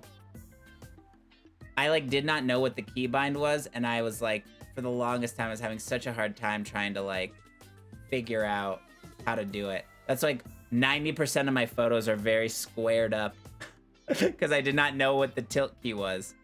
Perfect. Video goal accomplished. I learned something today. I learned that brand new accounts have like OP luck. That's what I learned. No, the Z key drags for tilt. Thank goodness. All right. You'll get like rewards as you go. These tickets aren't really worth like stopping for unless you're seriously not like you have no SSRs and you had no luck and you just need anything. But those tickets are mostly going to be worthless. I don't even think... but so while the FP is full, if we were to get another level, we wouldn't overcap a certain amount, so that would be wasted to a degree. The other thing is we're not actually... we're not actually accumulating more FP. So being overcapped, I'm not getting natural regen. And I personally kind of err towards getting natural regen if it's not too inconvenient, and leveling when I need energy as opposed to just randomly, because like between between one level and the next level, it's maybe like a single digit number of more FP in your total, but like at high levels you can have like 300 FP, and so exchanging watching your memories early and pumping up that level is better than using like a full FP bottle for so many different reasons. All right, so then this is the last thing, and this is kind of like, it took me a long time to even do this, to be fair, but like one of the things I suggested toward the beginning is, you go in and you look at what the event missions are or what the time limited missions are, and you make sure you get those done. It's more V-stones, or it's like special objects or whatever. In this case, there are some special objects to get from the event missions, and there are some special objects to get from the event shop. So this was the first part of the anniversary. There's a headpiece, which gives like tech-aligned stats to any of your characters that you do like 5 festivals with. Like, this is not a hard task to accomplish, and these are now going to occupy like the best like accessory slots for these characters as a new player. So if there's something like that either gives you SSRs or it gives you accessories for your people or EXP, like these event missions, figure out how to do them and then do them as quickly as possible. The event shop, same thing, like I prioritize either getting the event outfit or, in this case, the event accessory, because you'll get more drops and you'll get more benefit in the festival, the quicker you get those items. So if you're very focused on a mission with like how you do it, like you get your SSRs, you come in here, you grind these missions very, very like effectively targeting the people that you most need to prioritize for your team, and buying the respective accessory for your main people that you want to run the festival on, because then what happens is you'll get more of these drops. More of these drops allow you to unlock more of the things in the shop. If you're a new player, unless you're grinding very, very hard, there'll probably be tons of things in the shop any given week that you're not gonna buy. So you probably can't grind too much currency. Now that doesn't apply to some of the people that I know in the Discord that like mega grind or auto grind like fiends. Like, yeah, they probably can overcap the items that are available. And at that point you can spend your excess currency. Basically, once you've bought everything, the only thing you can do is you can exchange it for Zac dollars. And it's not a good conversion rate or anything. It's terrible.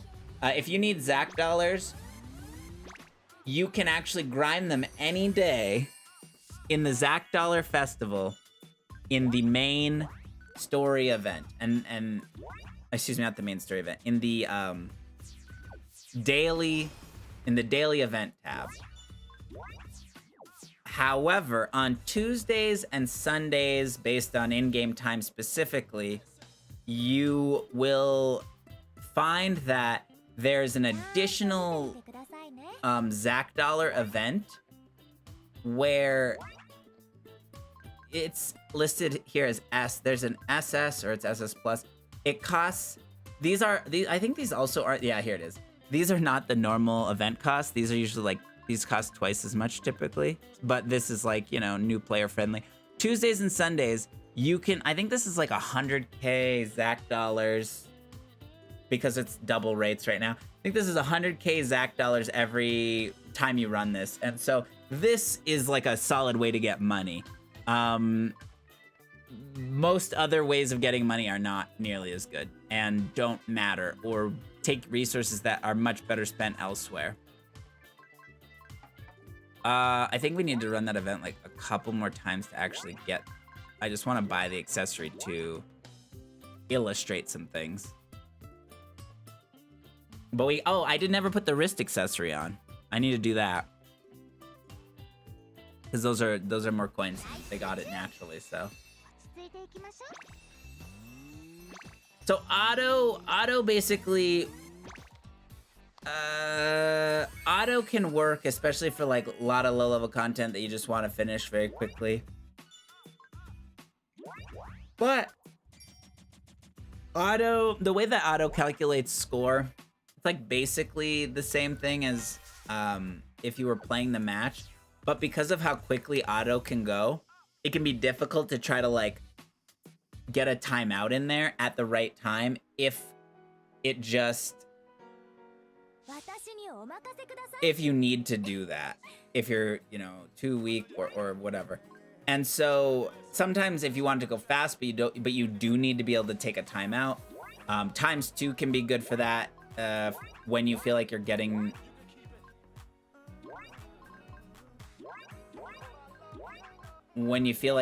close to like needing to use it. And then the other main thing is that the way that the tension burst gauge pops seems like sometimes it's not, like you can't necessarily rely on it to do it at the right time between a round if you're on auto, because sometimes it just doesn't seem to take effect. I could be off base with that. Could even be like some desync thing that they fixed, but like when you're on auto, sometimes it seems like your tension gauge is just delayed around, and even trying to like jam a timeout in there can be really difficult. which I wasn't successful at it and I didn't need to do it, but that's why I think Tides 2 can be handy if you do actually need to do some micromanagement. You know, once they stop giving away as many like freebies as they are with this 2-year anniversary as well, they almost certainly, you know, if you go to grinding an event with trend, with like without a trend SR, you'll almost certainly understand how difficult it is to do like the higher up matches, because the amount of bonus you get from wearing a trend is so huge that like it cannot be replaced without, like, that amount of stats cannot be replaced without having some very strong characters, so worth keeping in mind. Okay, so we use all our energy. Perfect. I should have at least enough in my between all the things I've collected to go to the event shop and buy these bunny ears.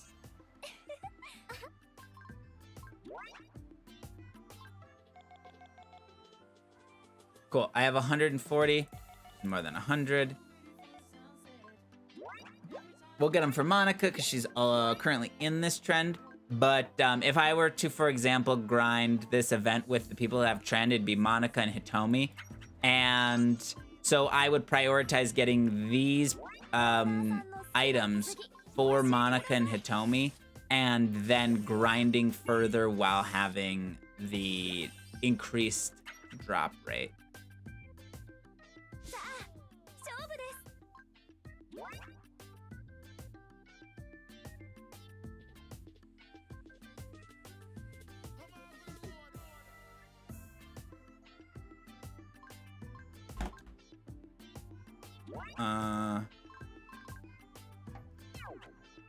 Oh, I actually have to actually properly equip the bunny ears too to get the effect.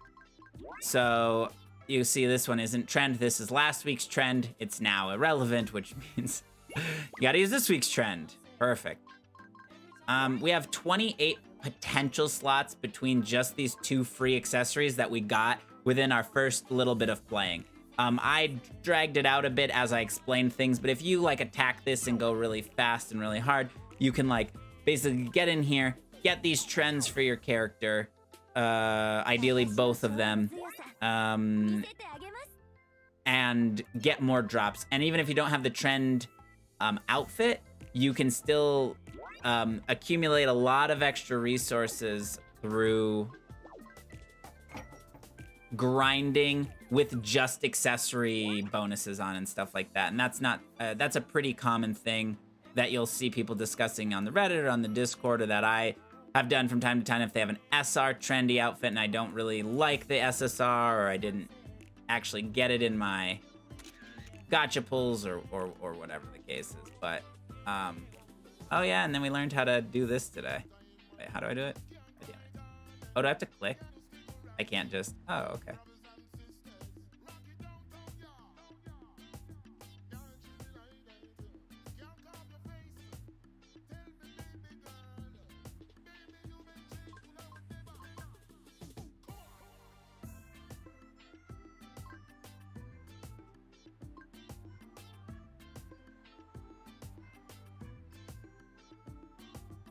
I liked when the hands were behind the back, but I just wanted to be able to see the rabbit ears.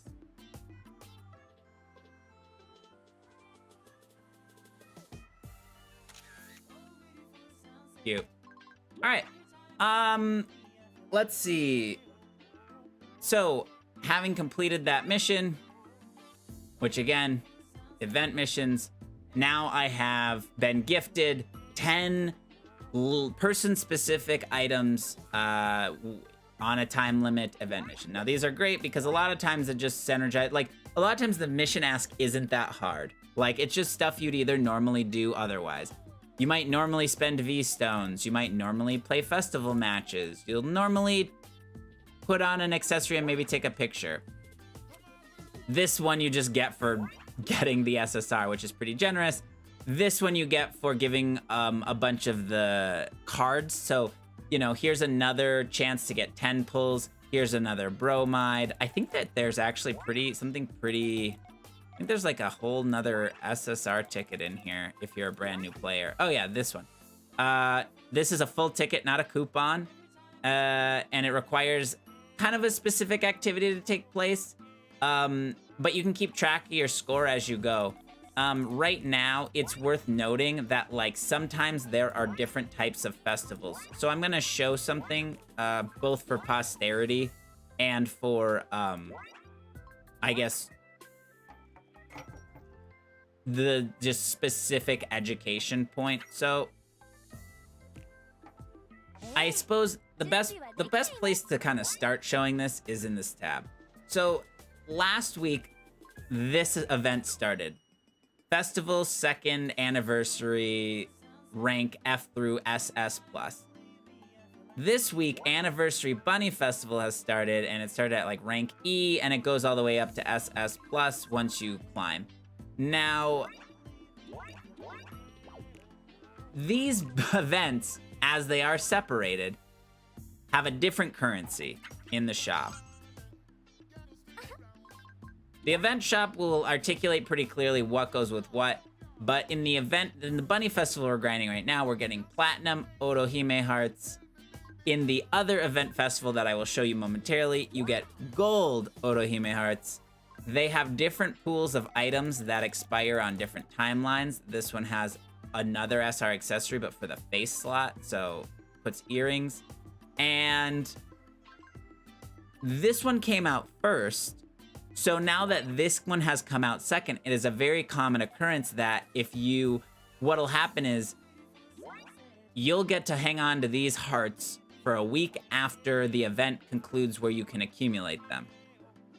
Sometimes, normally, not an anniversary, this second event shop will still be here, but the actual activity to get these golden hearts will be gone. You can then, in events that are related to each other, so they have to be linked events, in this case, Otohime Heart, you can tell that they're linked. In the newest event tab, you can actually go exchange for the old event currency while the old event currency shop is still in place at a rate of 2 to 1. So, assuming that either you got Trend this week and you didn't get it last week, or you didn't buy out the whole shop and the whole event has actually gone away, which isn't the case for the anniversary, you can actually exchange for these gold hearts and come back here and pick up stuff that you missed out on. These baskets for going out are tremendous for new players. There's a couple event specific things that these bronze statues are very valuable for new players and even pretty established players. And then these accessories, if you either want the aesthetic or you want the stats, they still impact that other event. But I don't know if we have any bronze statues, but if we do, I'll see if I can show that off. We can't. Okay, but we do have a stack of these anniversary presents. So you see these expire on the 13th. We have 80 and we've only done a couple missions. As we showed earlier, you can drag them over one at a time. You can drag them over in a 10 stack, or you can drag them over in a 100 stack. Now, if your game is slightly set up differently than mine is, when you drag this 100 stack, it actually won't drop. It'll give you a notification that says, like, all red text. Are you sure you want to give somebody all of this thing that you're trying to give them right now? You can turn that off in your settings because it is very annoying. I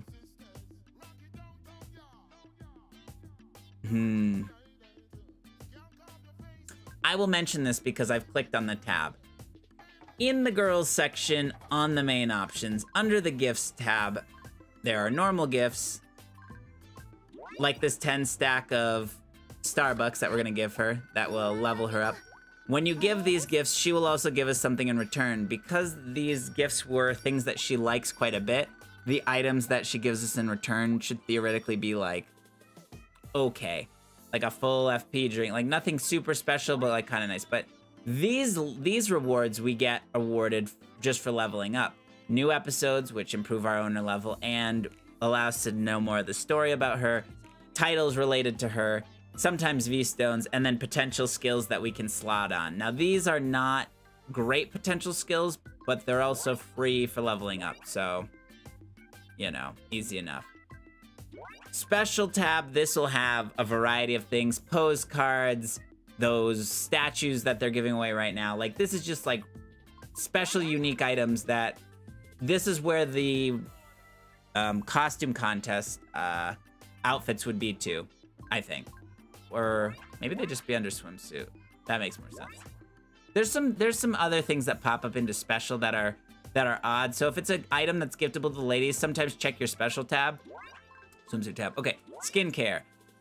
I'm literally only mentioning this right now because I accidentally clicked on it.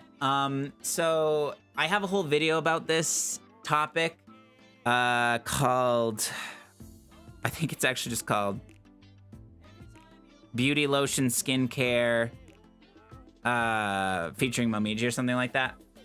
But this is this is where the jiggle physics can be modified by you. Now you can watch my video and you can see what the different levels are, but there's essentially 7 levels within each of these categories. There's 2 main categories, shake and modify, and then there's basically that category as it relates to the chest and the booty, and you can test out kind of what it is that happens when you do this. So these are in neutral phase right now, and they actually can't be modified, which I will touch on. This check mark means that it is locked.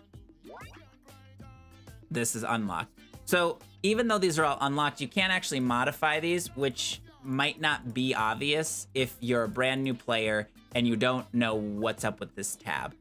So blue means like decrease, red means increase, shake is like how much there is some sinusoidal movement after she stops moving, and modify is kind of like how soft the parts are because they might compress either when they collide with things or stuff like that. I don't know. I'm not going to describe that much more, but like, watch the video. It's a good video. In addition to this, like physics modifier, which if you don't want to change anything, you can lock them all in default, not have them change, and still get skill adds associated with them. But like you can kind of like put them in different positions to kind of see what the impact of the effect that you were going for looks like. So if it feels like, you know, if I can get my camera in a good spot. So if it feels like, you know, the jiggle physics are too much, you can like turn them down. And a 0 is basically everything turned all the way down. Like they won't move, nothing will move. Everything will be like very static. But the skills actually provide stats, and they're like debatably pay to win. Like you can get a bunch of pretty good skill lotion beauty products when that event is going on for free or during like a pool hopping event, but the skill stat total benefit will be much lower than the ones that you can buy. And the ones that you can buy, you can sometimes also get from like a pool hopping event reward, but let's just say they're like considered a pretty rare luxury item if you're free to play. But if you pay money, you can just buy these outright. These will give percentage modified amounts of stats. So instead of having, let's see, I can actually find it on somebody probably if I am a high enough level to get a partner like that in my festival.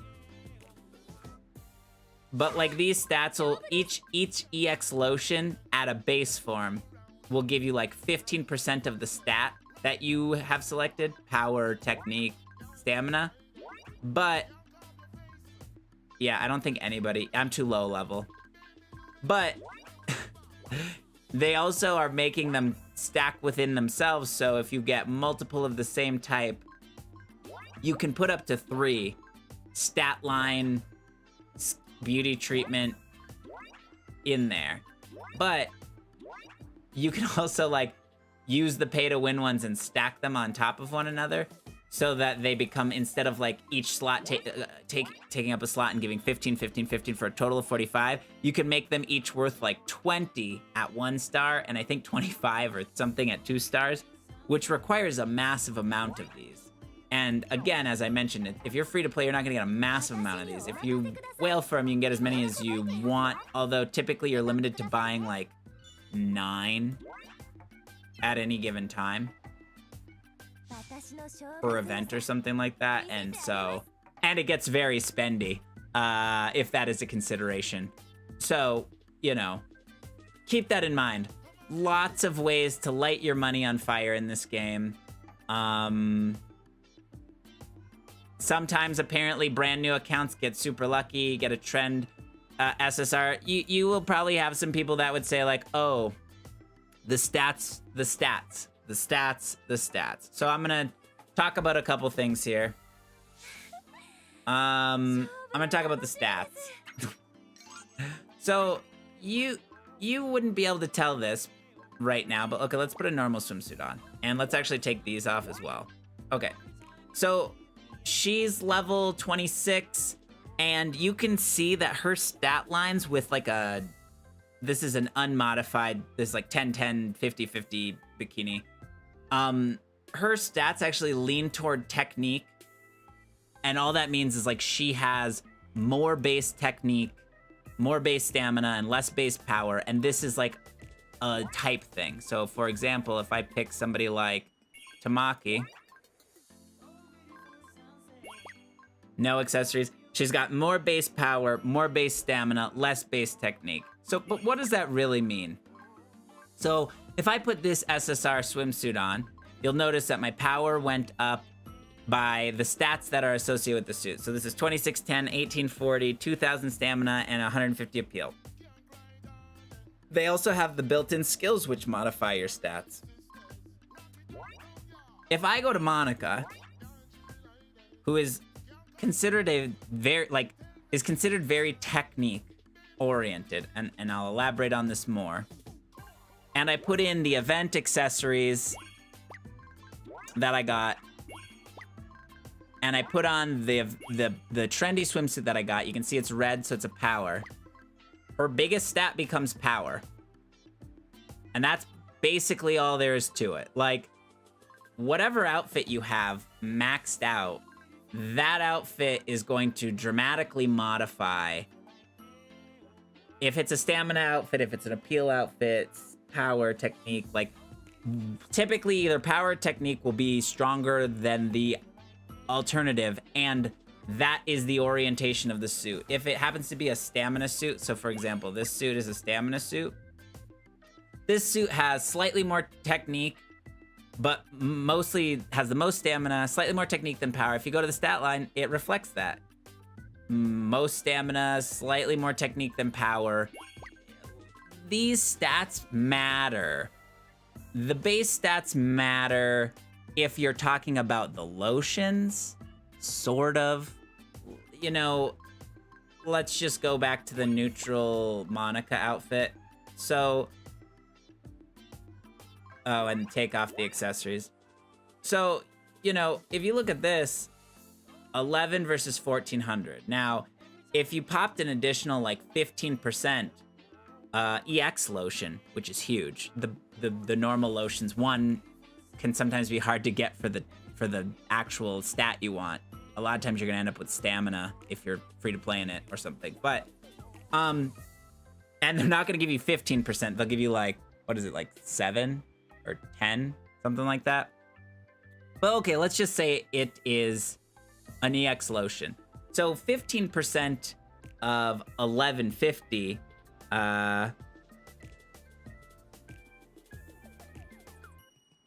would take the stat line to 1322. Now, if it was 45% of 1150, which is basically triple stacking EX lotions, that's 1667. Now, these are just on the base stats. So let's just say we triple EX the technique. which would be like 45% additional. That would take it to 2,060. Now, like, you know, you can tell right there, there's like, just in that percentage difference, there's something like 300-ish. I don't know the numbers. I don't remember the numbers super well, even though I just said them. There's like a 300-point stat spread on if you had power EXs versus if you're using tech EXs, especially if you're looking at top end. At the same time, like, personally, this has not impacted my gameplay greatly, and the only reason I'm mentioning it is because there will be people where you'll have this dope ass looking outfit and they'll just be like, it's the wrong stats, so it sucks. I mean, I don't really, you know, that particular sentiment has never greatly impacted my gameplay, especially because, like, if you look at like these anniversary outfits, every single one of these anniversary outfits is technique, and the banners have everybody on them. These ones are technique, these ones are technique, these ones are technique, these ones are technique. And a lot of people would argue that under no circumstances Arcana, Nyotengu, Tamaki, under no circumstances are those technique people. You might ask yourself, well, why is it that people feel so strongly in that way?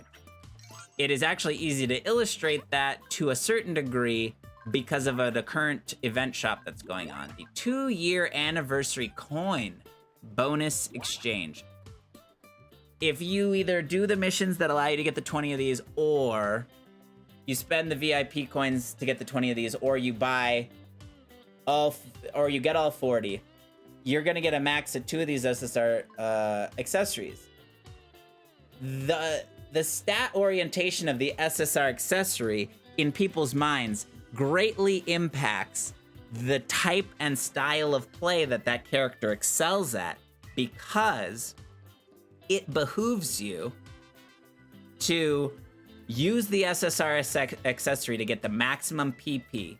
It's only slightly, you're like 50 more points of tech is not going to be a massive deal breaker between an SR accessory and an SSR accessory. Again, unleveled though.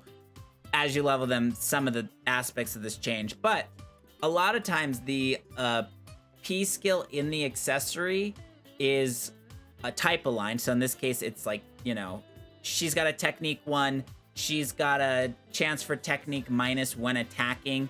So assuming you have your team set up well, you'd want your team feigning and you'd want your team doing these sorts of things consistent with the stats that they might pull. Now, honestly, again, that's like a way too strict and max min to actually even be 100% like, I think you could max min to that degree in every aspect of every avenue, but I do not think that the like negative, I do not think, like, if you want to play Kasumi as a power and you have power bromides and you got a power suit for her, and I guess Monica's an even better example because we do have those things. Power suits and power bromides, and you have this tech accessory. This actually is still fine in my opinion, and I'm gonna explain this. So you do not, even if you have her set up for tech, you are not going to tech all the time. And even if you have someone set up for power, you're not gonna spike all the time. Let's say you are running Monica power and you happen to be using these accessories. 20% chance when attacking. Opponent's technique minus. Opponent technique minus does not affect your score. Like, the 200 points of technique might, but also not really if you're dumping a, you know, 200 technique here, 200 technique from your base stats, but you dump a bunch of power lotions into it. You have everything else, power, stamina, things like this. Opponent tech minus actually just kind of helps you, because if you are powing it, but you end up triggering like a tech proc, and you minus your opponent's technique by 30%, your technique doesn't even need to be high for the effect of this accessory to be very substantial. Like, it can help you win out exchanges where you might not come out ahead. Now, a stronger argument could be made for accessories like, I can't even show it right now because Neo Tengu, we don't have her on this brand new account, but on Tamaki's Powerful Spike D, 30% chance when attacking, power plus. Okay? This is just stat stacking. This has a stat increasing, which is a score increasing, A in a power bangle. She's got power orientation. A lot of her suits are power. Like, yeah. But again, way more max min. It's your waifu for your laifu. That's really what it's about. Never forget, this is a Momiji account. All right. So anyway, I mean, this was a terrible video. It kind of was gonna go a slightly different way in my head, but I think I may have self-sabotaged a bit in my desire to create this, yet I ended up being frustrated and defeating. All right. Basically, if you're a new player, my big tip to you is always check out all of the facets of all of your options. If you see a plus sign here, click it and see what happens. Oh, you can use 100 FP bottles or full refill bottles? Okay, like, I could be game to use a 100 FP bottle if I'm in a weird spot on opening a memory. You know, this vote tab. Some people were asking, like, oh, how do I vote for the pictures that were, like, submitted in the thing? You might not be able to see this right this second, so let me switch to a tab where you can see it, where I have text revealed. Okay. So, this picture, this vote icon's over here on the right. You click on it, you go in here, and you can vote on these. You might win V-Stones if you participate in this thing. You just have to throw a ticket in, and you go, oh, like, which one of these is awesome? Oh my goodness, Kokoro Bubbles, and you vote. Okay. Tamaki, wait. I mean, we love Tamaki, but we can't. This is a Momiji account. And okay, so we'll go through. Oh, okay, we can get Tamaki here. Perfect. All right, so we go through. We voted. Sometimes, like, different things will pop up on your menu. I know that in JP, there's like some options here. Sometimes some options here. Cool hopping comes, there'll be options here. If it's new to you, click on it.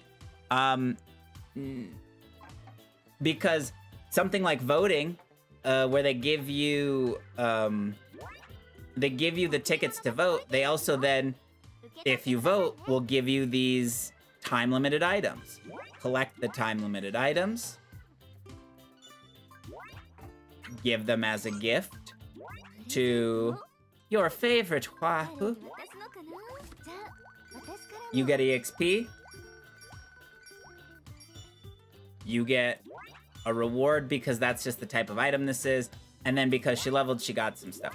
So, like, if there is something on the screen that you don't know what it is, or you've never seen it before, or whatever, just check just check everything out. Like, some of these buttons will take you directly places. Like, let's say, you know, it makes sense. Like, if I'm in the ladies tab and then I'm adjusting private outfits and giving gifts and things like that, it makes sense. Oh, I could directly go to, like, episodes from here. Since I've got everybody, like, outfitted the way I want to, I can go straight to her character-specific episodes. And so, yeah, my big thing is explore, figure out what things are, go visit other people's owners' rooms and see what they're doing with their furniture.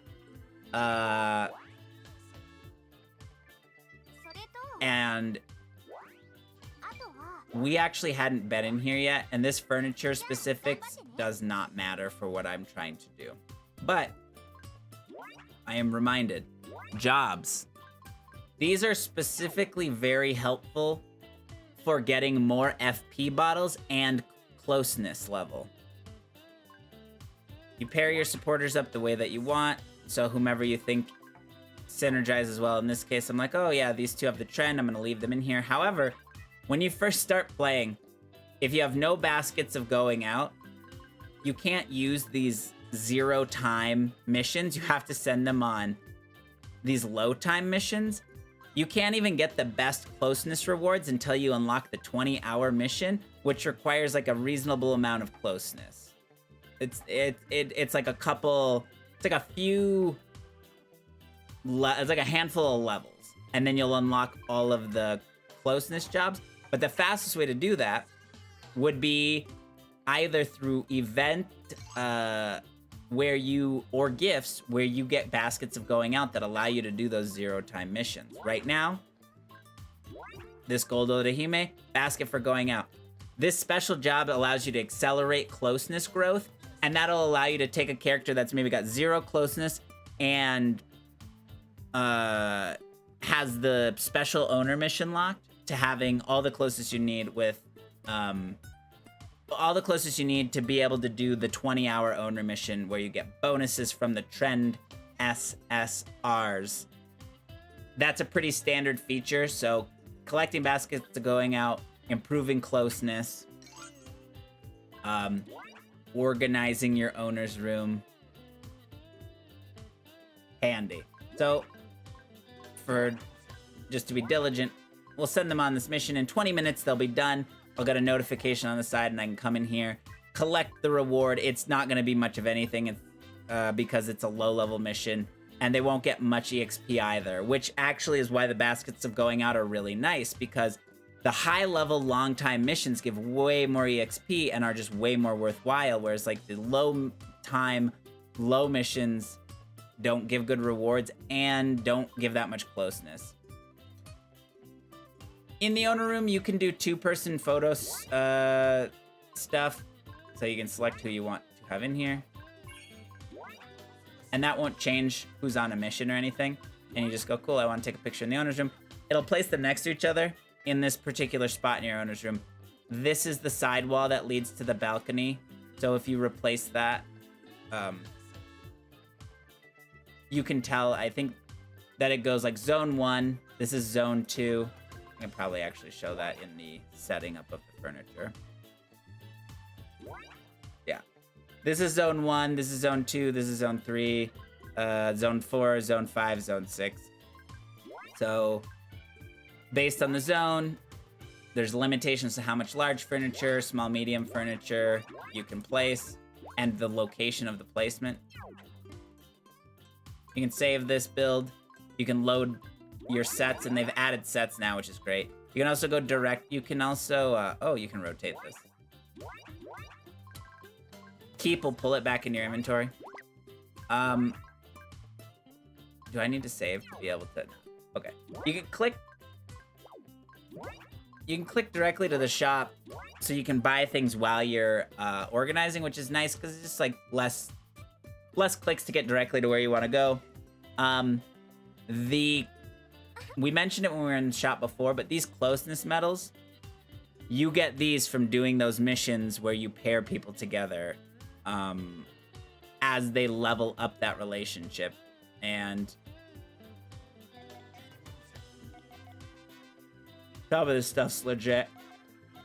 Oh, excuse me. All right, that was the owner room. I think that was the last thing I hadn't looked at yet for people. And then I guess lessons. Yeah, this video's totally all over the place. It's all good.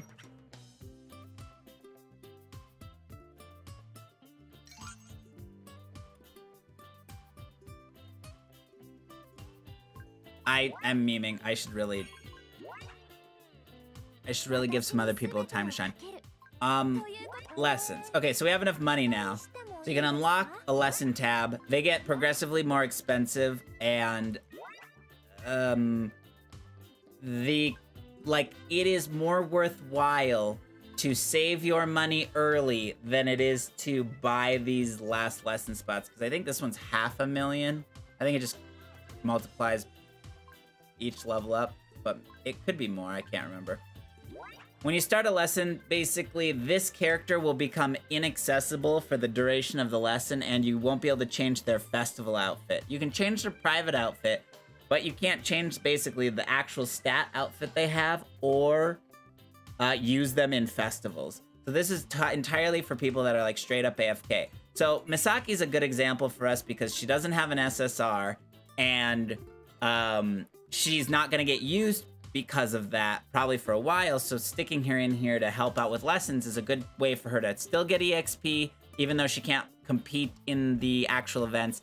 And then the big thing is she'll bring some accessory enhancement materials back periodically.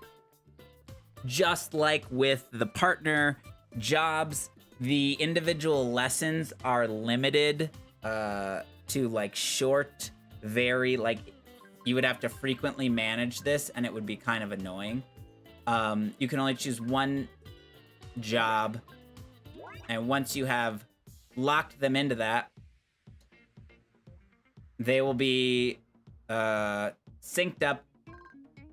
Or sorry, the timer will start, and you can actually decrease this by using refreshment items. So if someone's locked into a lesson, you can actually accelerate them out of it, which can be convenient if you need to use them for something like an event mission where it's like, oh, we need to play 5 festival matches with Misaki to get the accessories. You still want to farm all the accessories. You still want to farm all the special event missions unique to a lady, even if you don't have the SSR, because you want to accumulate the items for future use, like accessory items or bromide items, things like that. Once you check the result, this EXP is going to be so trivial in general that its relevance in the conversation is like debatable. But the acquired items right now, these are just upgrade stones and very small ones that wouldn't contribute in a large degree.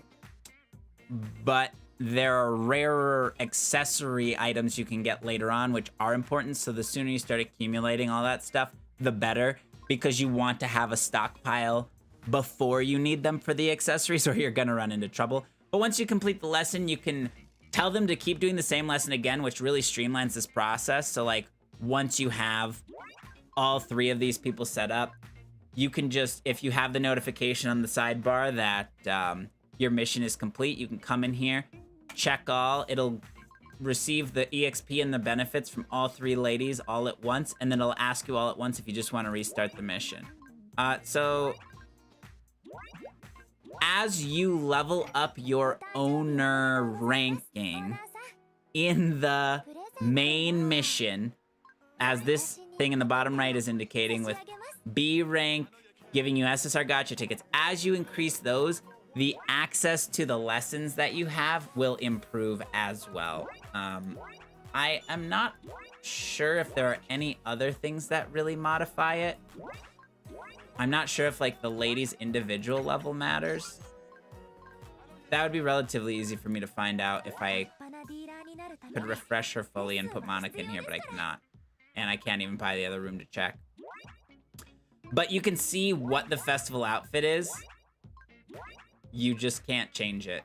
Even if I go here to festival outfit, I don't even think I have something I could equip her with, which is kind of funny. Oh, I'm so dumb. I always click festival thinking it means festival outfit when I mean outfit and then festival outfit. When you go in here and you click, this girl's taking a lesson. You will find that out. I probably didn't need to tell you that. Everybody finds that out. Really fucking irritating. Use refreshments. If you get in a bind, use your refreshments. You're gonna have plenty. You don't need to hoard refreshments. You don't need to hoard guest points. You don't need to hoard Venus tickets. An argument can be made to hoarding trendy tickets, but trendy tickets are bullshit anyway. You do need to hoard V-stones. You do need to hoard... You don't need to hoard FP bottles. You will inevitably hoard FP bottles. You do need to hoard your paid stones. You don't need to hoard your free stones as much, but you certainly need to have stones for when something comes up that you want to actually pull on. Actually, let me pull up the items list just so I can point anything else out. Okay.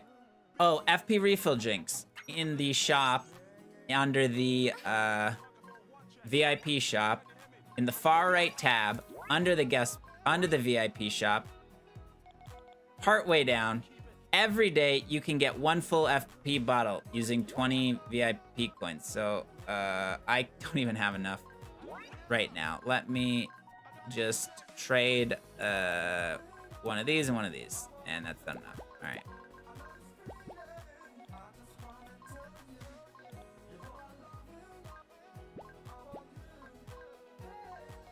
All right, there. All right, 20. So you can do this every day. You can get these. You can get ours from like friendship point summons and stuff like that. But if you're worried about FP bottles, daily, do it. Refreshes on reset.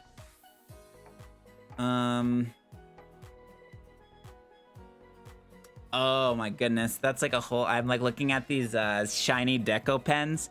And I'm like, yo, if I have to explain the process of leveling up bromides. All right, I'm going to do it. I'm going to endeavor since we're already fucking here. All right, so I think that I can't show it here. Oh, I can, okay. So, under the current Platinum Otohime Heart bonus exchange event in the event shop, these are the tokens we are collecting. You will see that there are some R hidden power 1 bromide for Monica and Luna. So these are the trend ladies. So what we're gonna do is we're actually gonna buy 2 of these just to illustrate a point here. So you can see there's 31 left, 33 for sale. Oh, my dumbass. I never switched back to my proper game capture. That's fine. So, when there's 31 left, there's 33 here. This sometimes for some reason this number isn't the exact right number, but most times it is.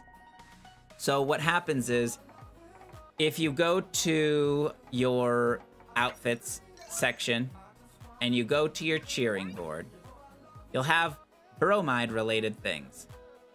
If you want to upgrade a bromide, she will explain it.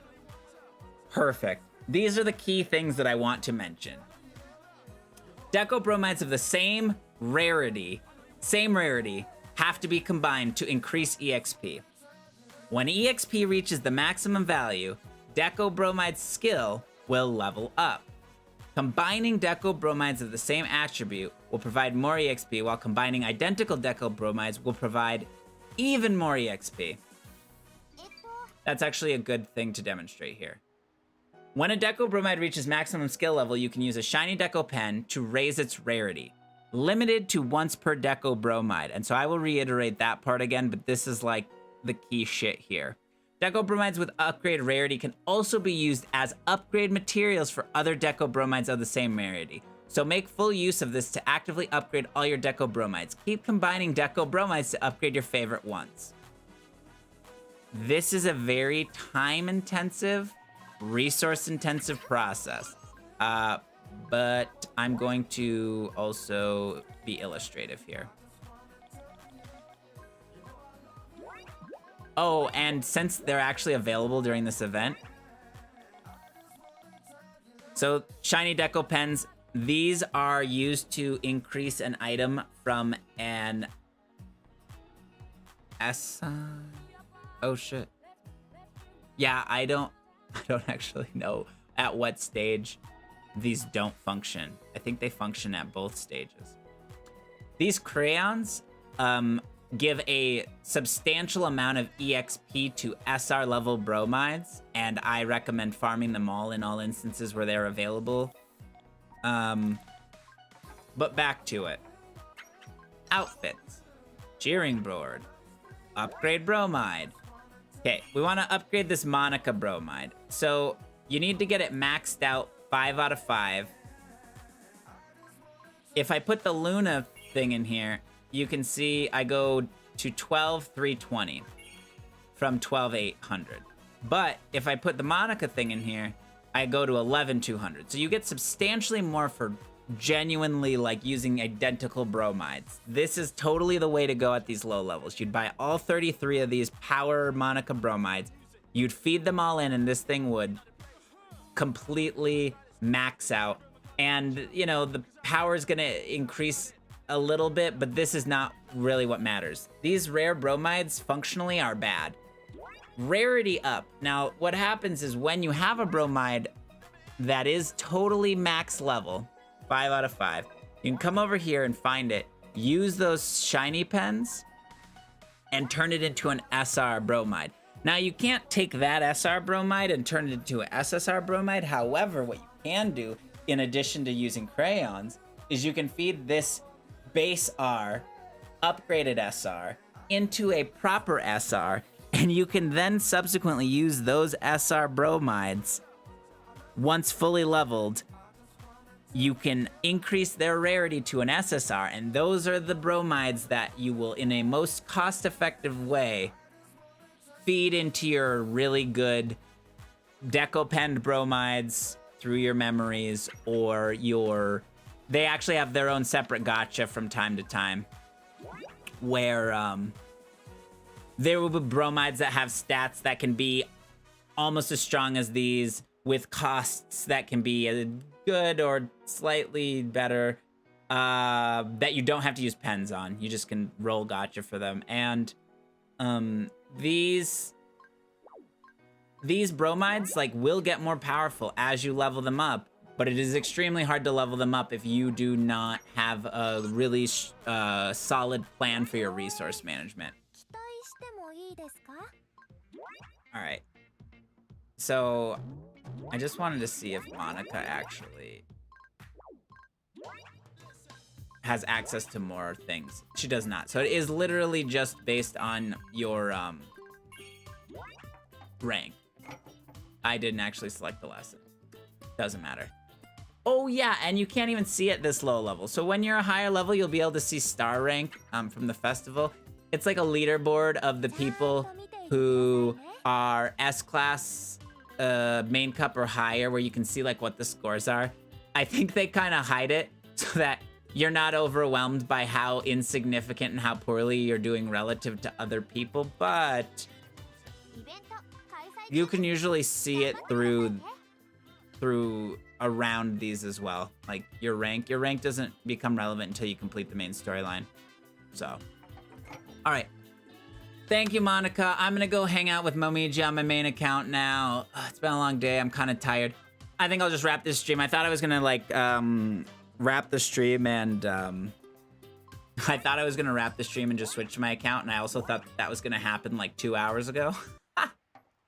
But instead, here we are. That's all good. Hopefully this helped somebody. It probably actually might not have, but I'll have this for posterity. I'm sure I'll cringe or something. Maybe there'll be some good sound bites from it.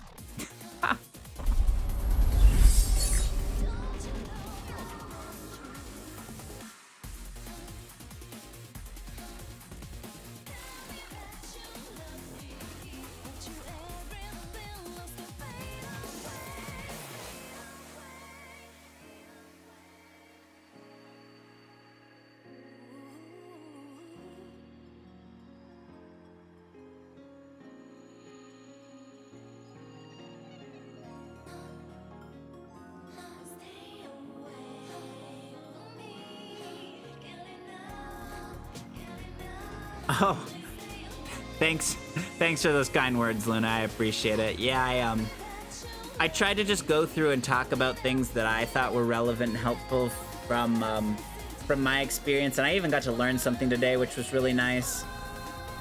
I'm grateful for anybody who came and hung out with me, made jokes with me, saw the memes.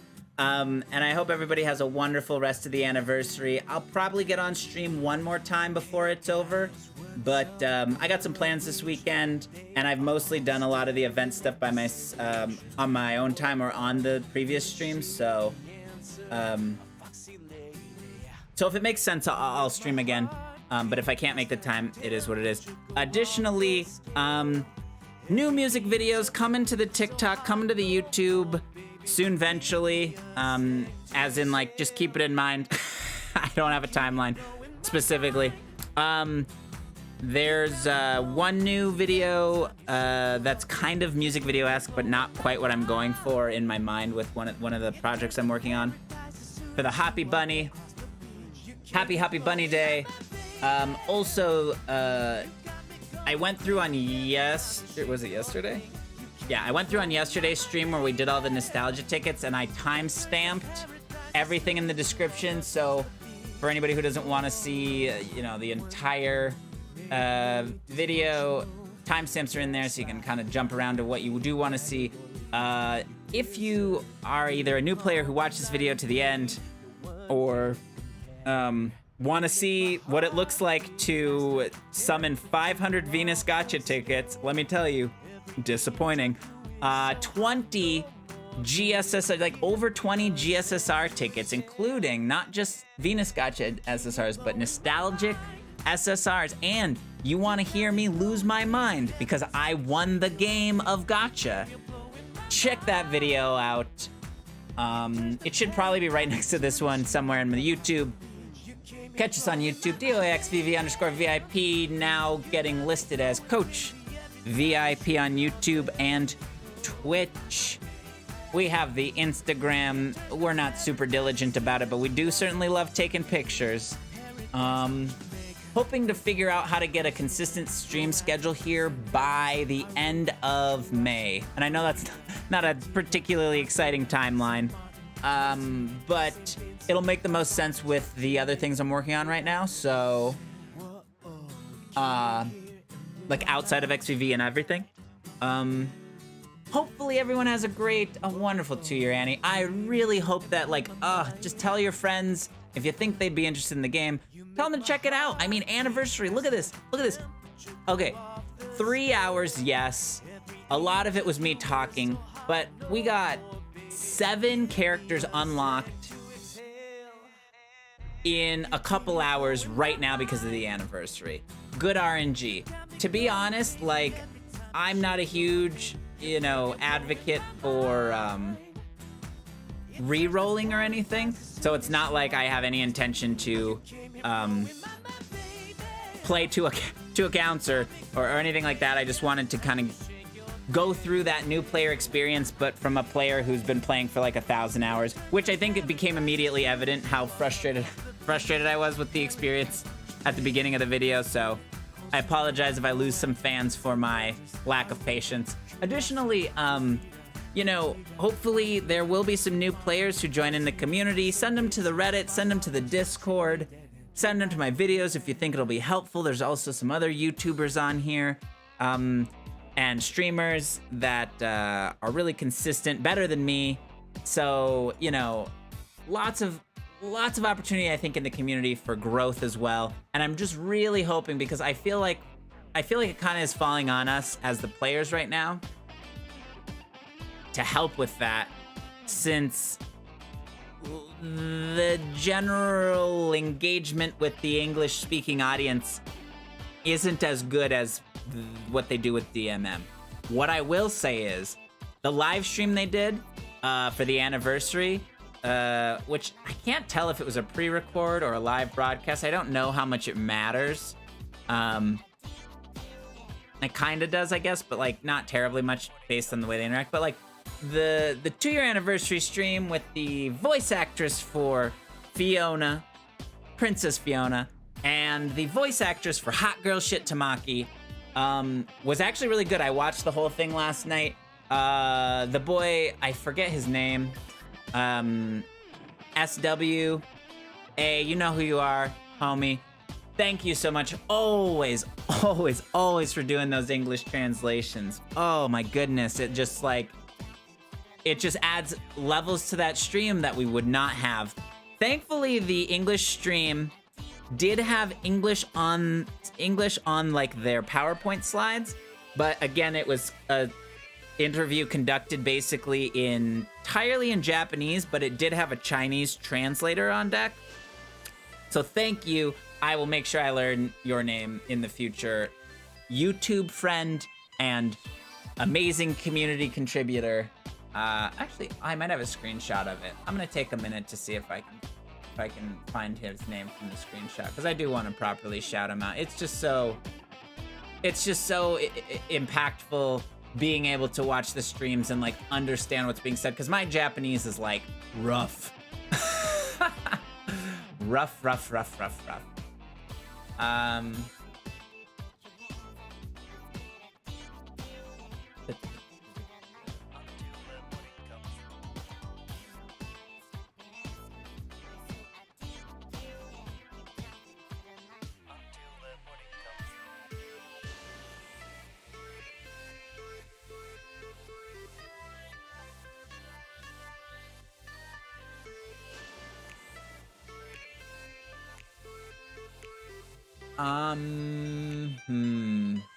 I totally thought I had a screenshot of this from before.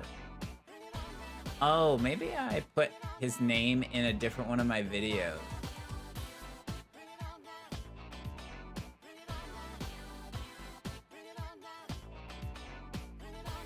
Damn it. Oh, found it. Ha! Okay. Oh my god, I'm gonna totally massacre this pronunciation. Please forgive me. But please, just accept my humble praise. Sayafizad Aswad. Sayafizad Aswad. Thank you so much for your translations to English during all of the live streams. Oh my goodness. All right, so that'll be it for me, Coach VIP, here with Team VIP over on the Venus Islands with the new player experience through the eyes of a super angry old player. I hope that I might have dropped some tips and tricks in the channel. Be sure to check us out on Twitch and YouTube. And until next time, I'll see you Haka Bentai later.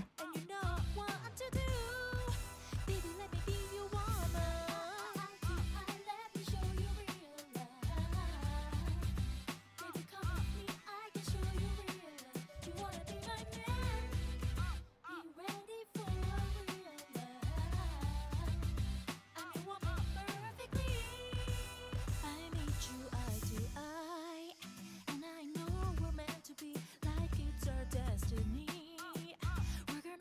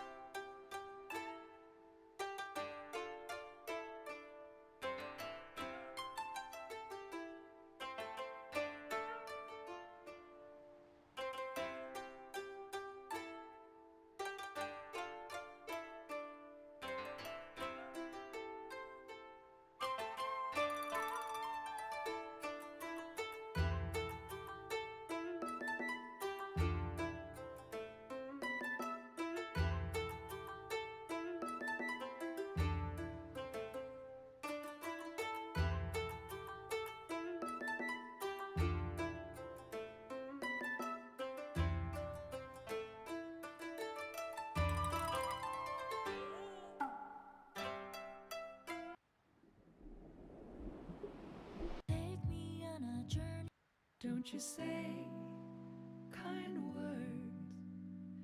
Please leave me like a wave. I'd rather you drown me to the bottom of the ocean.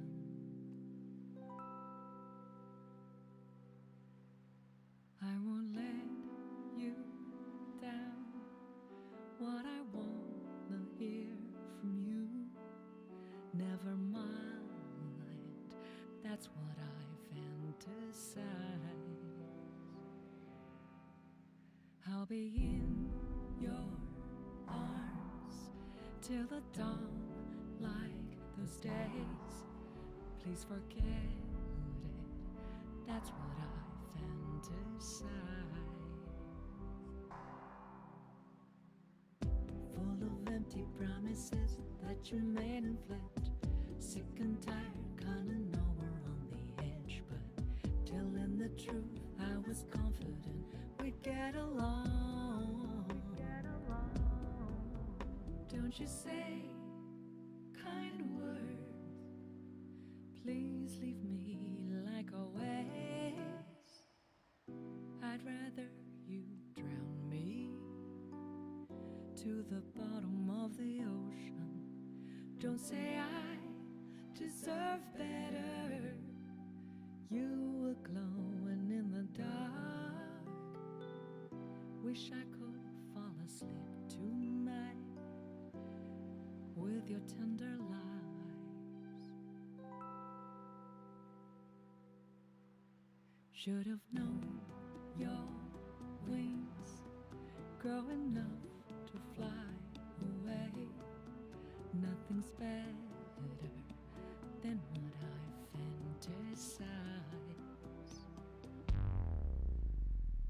Full of empty promises that you made and flipped.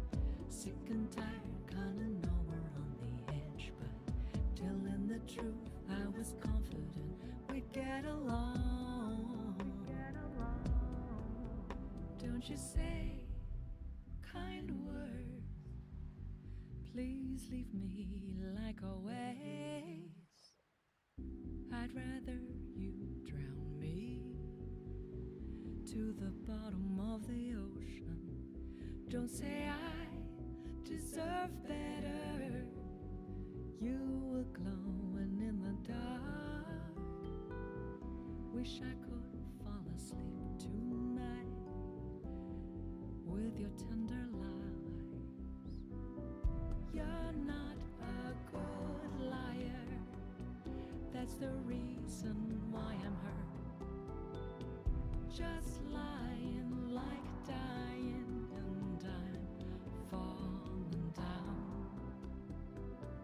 You're not a good liar. That's the reason why I'm hurt.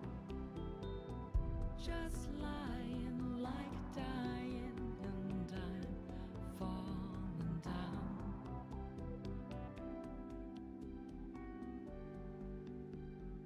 Please leave me like a wave.